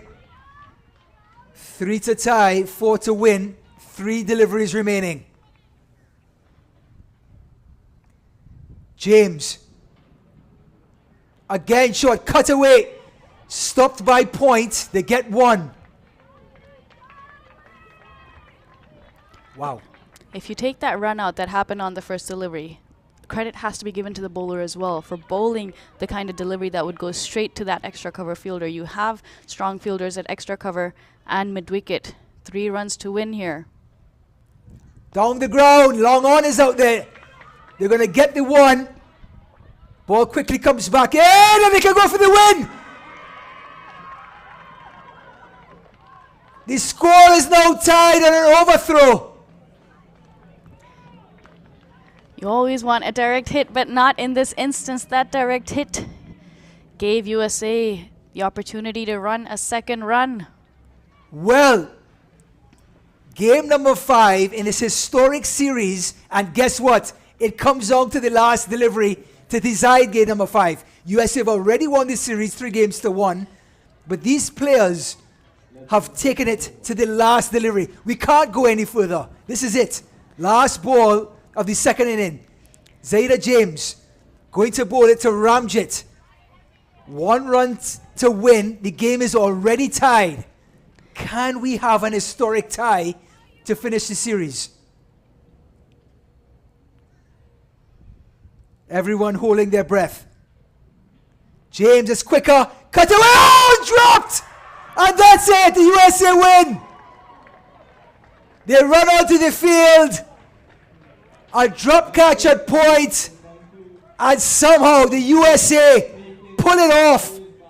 Shabani, could it have been the overthrow just the ball before? The overthrow and the possibility of that catch. What a brilliant game coming down to the wire to the last ball. Scores tied with 1 ball remaining. Kate Wilmot, who's been so good in the field, had that direct hit run out to dismiss Chetna Prasad. Unable to hold on to that one. But what a series it's been for both sides.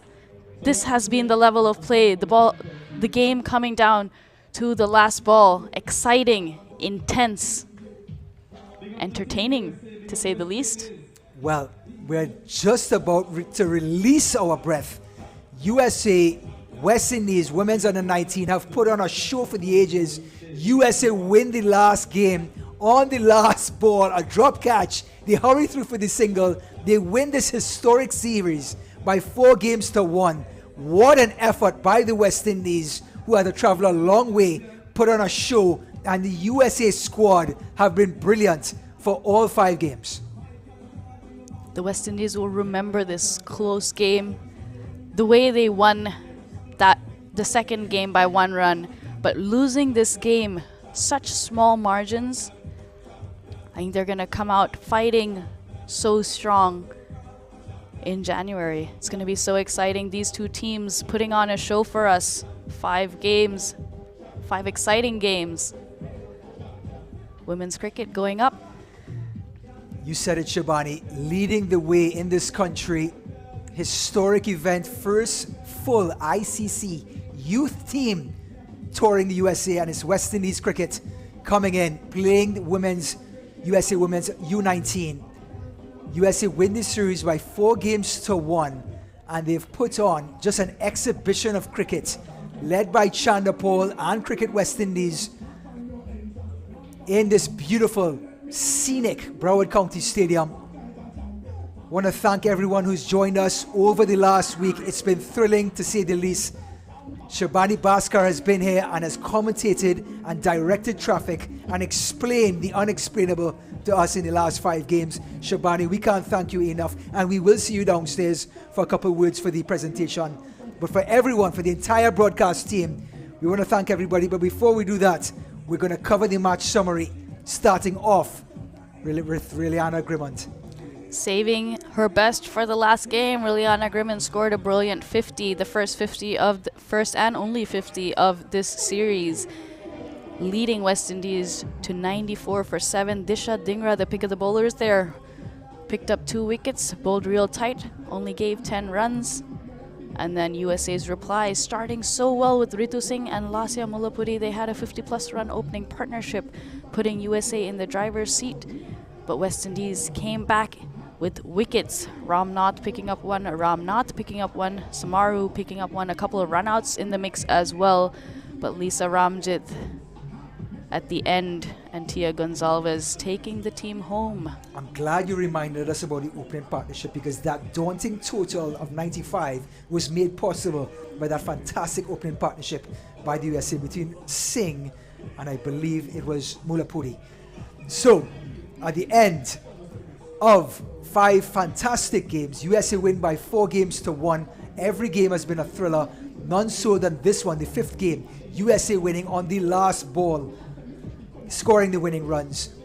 For Shabani Bhaskar, my name is Ryan Davis. We're going to go downstairs and give out presentations, have interviews, talk to the people who were involved in this series. We'll be back shortly in only a few minutes.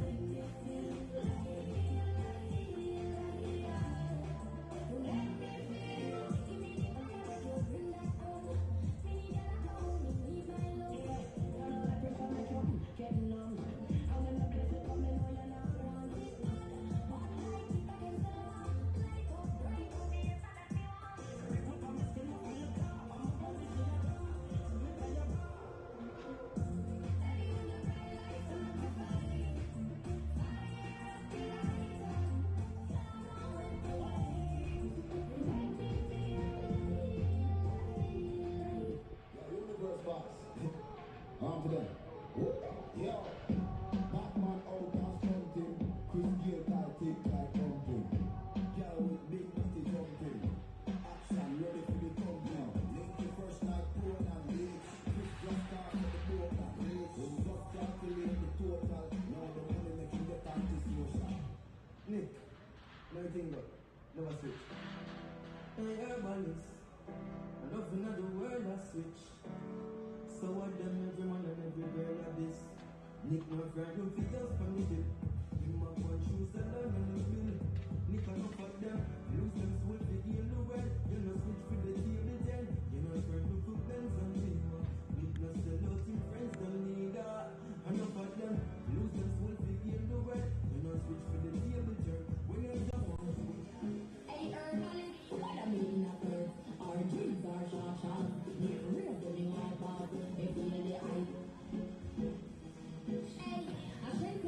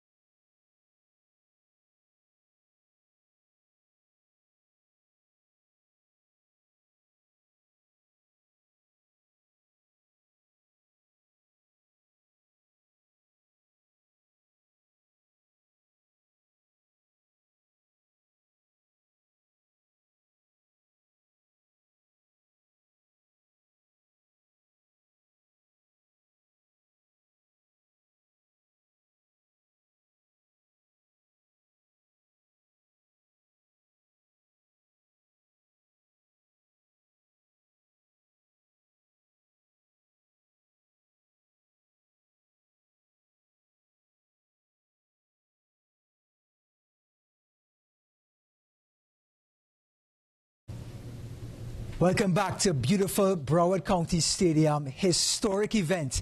USA Women's Under-19 hosting Cricket West Indies Women's Under-19. USA Women's Under-19 win the series by 4-1, but not until we were left for a game for the ages. The last game just finished on the last ball for USA to win it. It was a fantastic piece of cricket.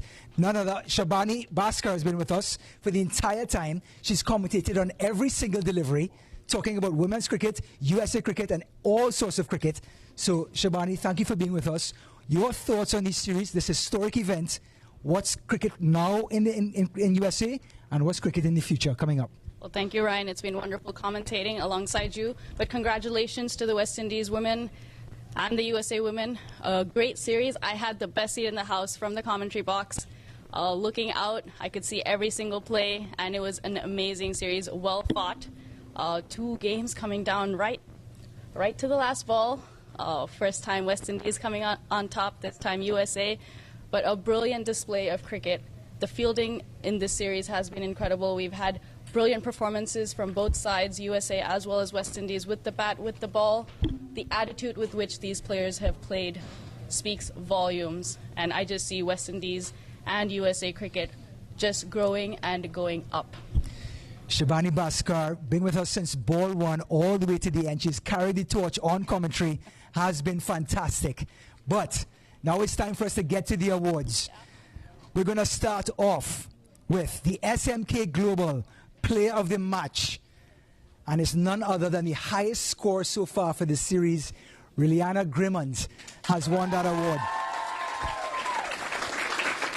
Can we have Shivnari Chandapal to present?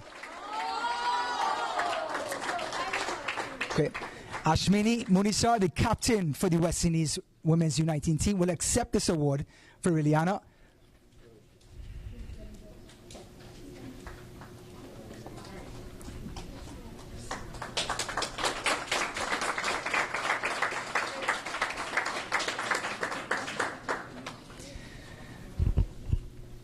So, player of the series, we're talking about a player that has impacted the game all 5 games, who's had a say in the outcomes, who's either put pressure on, won, or provided their team with the chance to win. Player of the series, SMK, Global Player of the Series, Shalini Samaru has won it. Our presenter will be Shabani Bhaskar. Ashmini Munisar will accept it for her. Shalini is coming.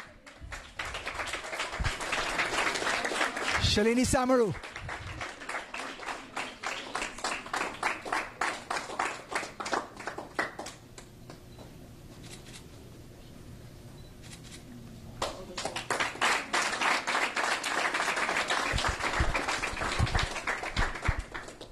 Now, it's time. Listen, no competition is ever made already without 2 teams. So the West Indies have traveled a long way to come and make this historic tour possible. And they've put on a show over 5 games. So we're getting ready to present the runners-up medals for this fantastic historic series. And we're going to have a presenter, Anne Brown-John, to present the medals for the West Indies.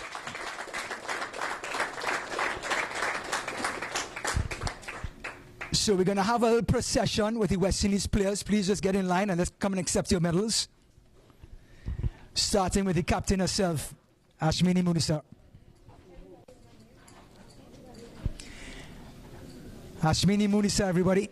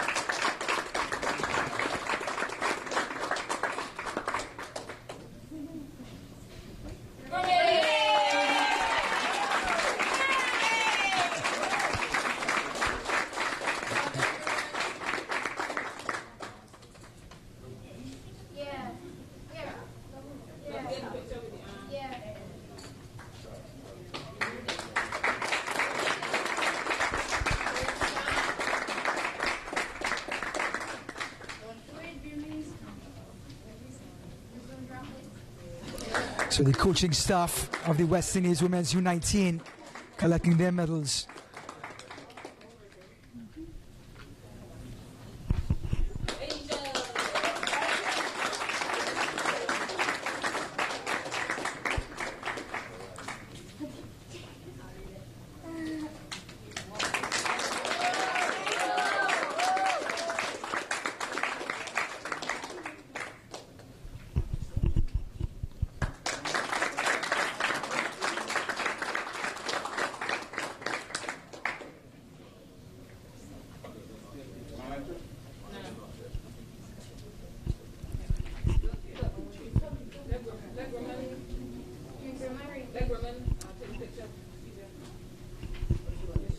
So there you have it, the medals for the runners-up, the Cricket West Indies Women's U19. Congratulations to them, making the way all the way up to the USA for this historic tour. Yep, historic tour. Wouldn't be possible without them.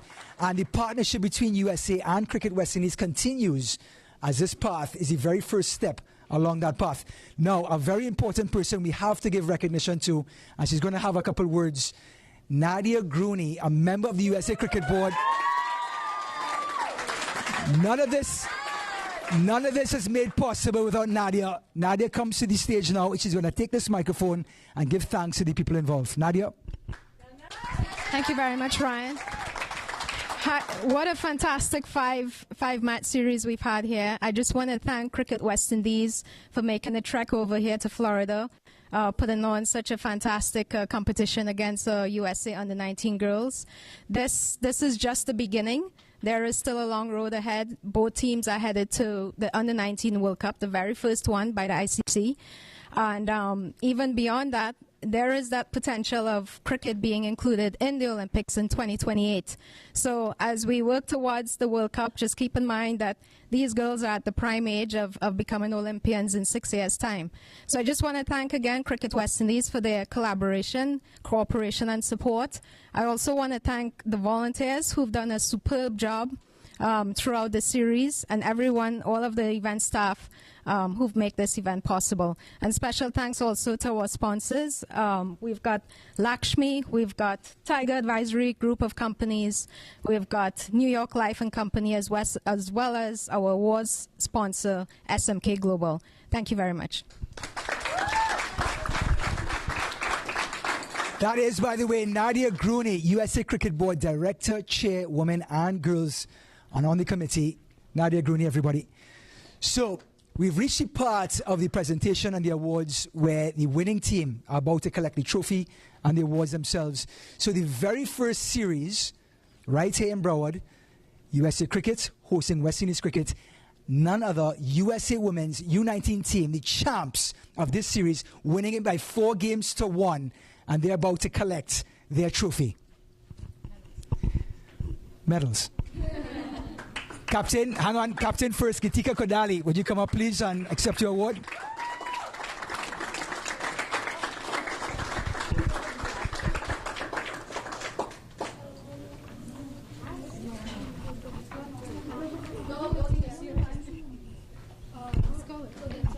Lasya Mulapudi. Oh, Disha Dhingra. So we have some commentary here, and we're going to give it up to the USA girls to handle the name calling. Here we go. Aditi Chudasama. Sai Tanmay Iyuni. Lisa Ramjit.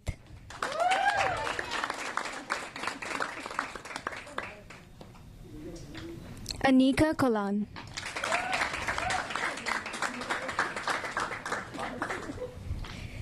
Bhumika Badriraju.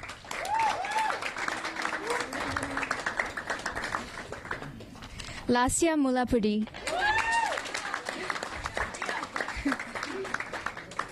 Snigdha Paul. Suhani Thadani.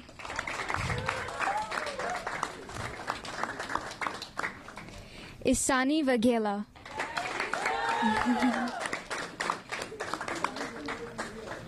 Chetna Prasad.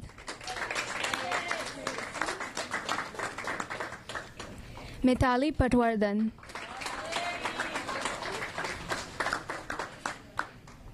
Ritu Singh.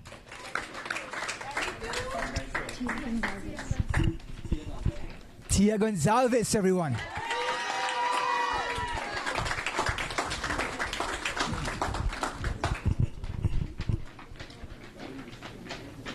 So here comes the coaches, hardest working people on the staff.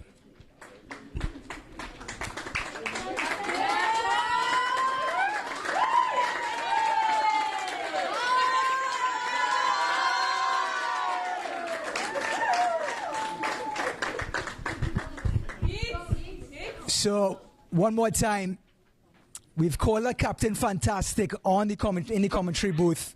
She's representing and receiving this award for both teams have played splendid cricket. The standard was so high, but there could only be one champion, and USA Women's Under-19 win the series by 4-1. Gitika Kodali to accept the award for the winners.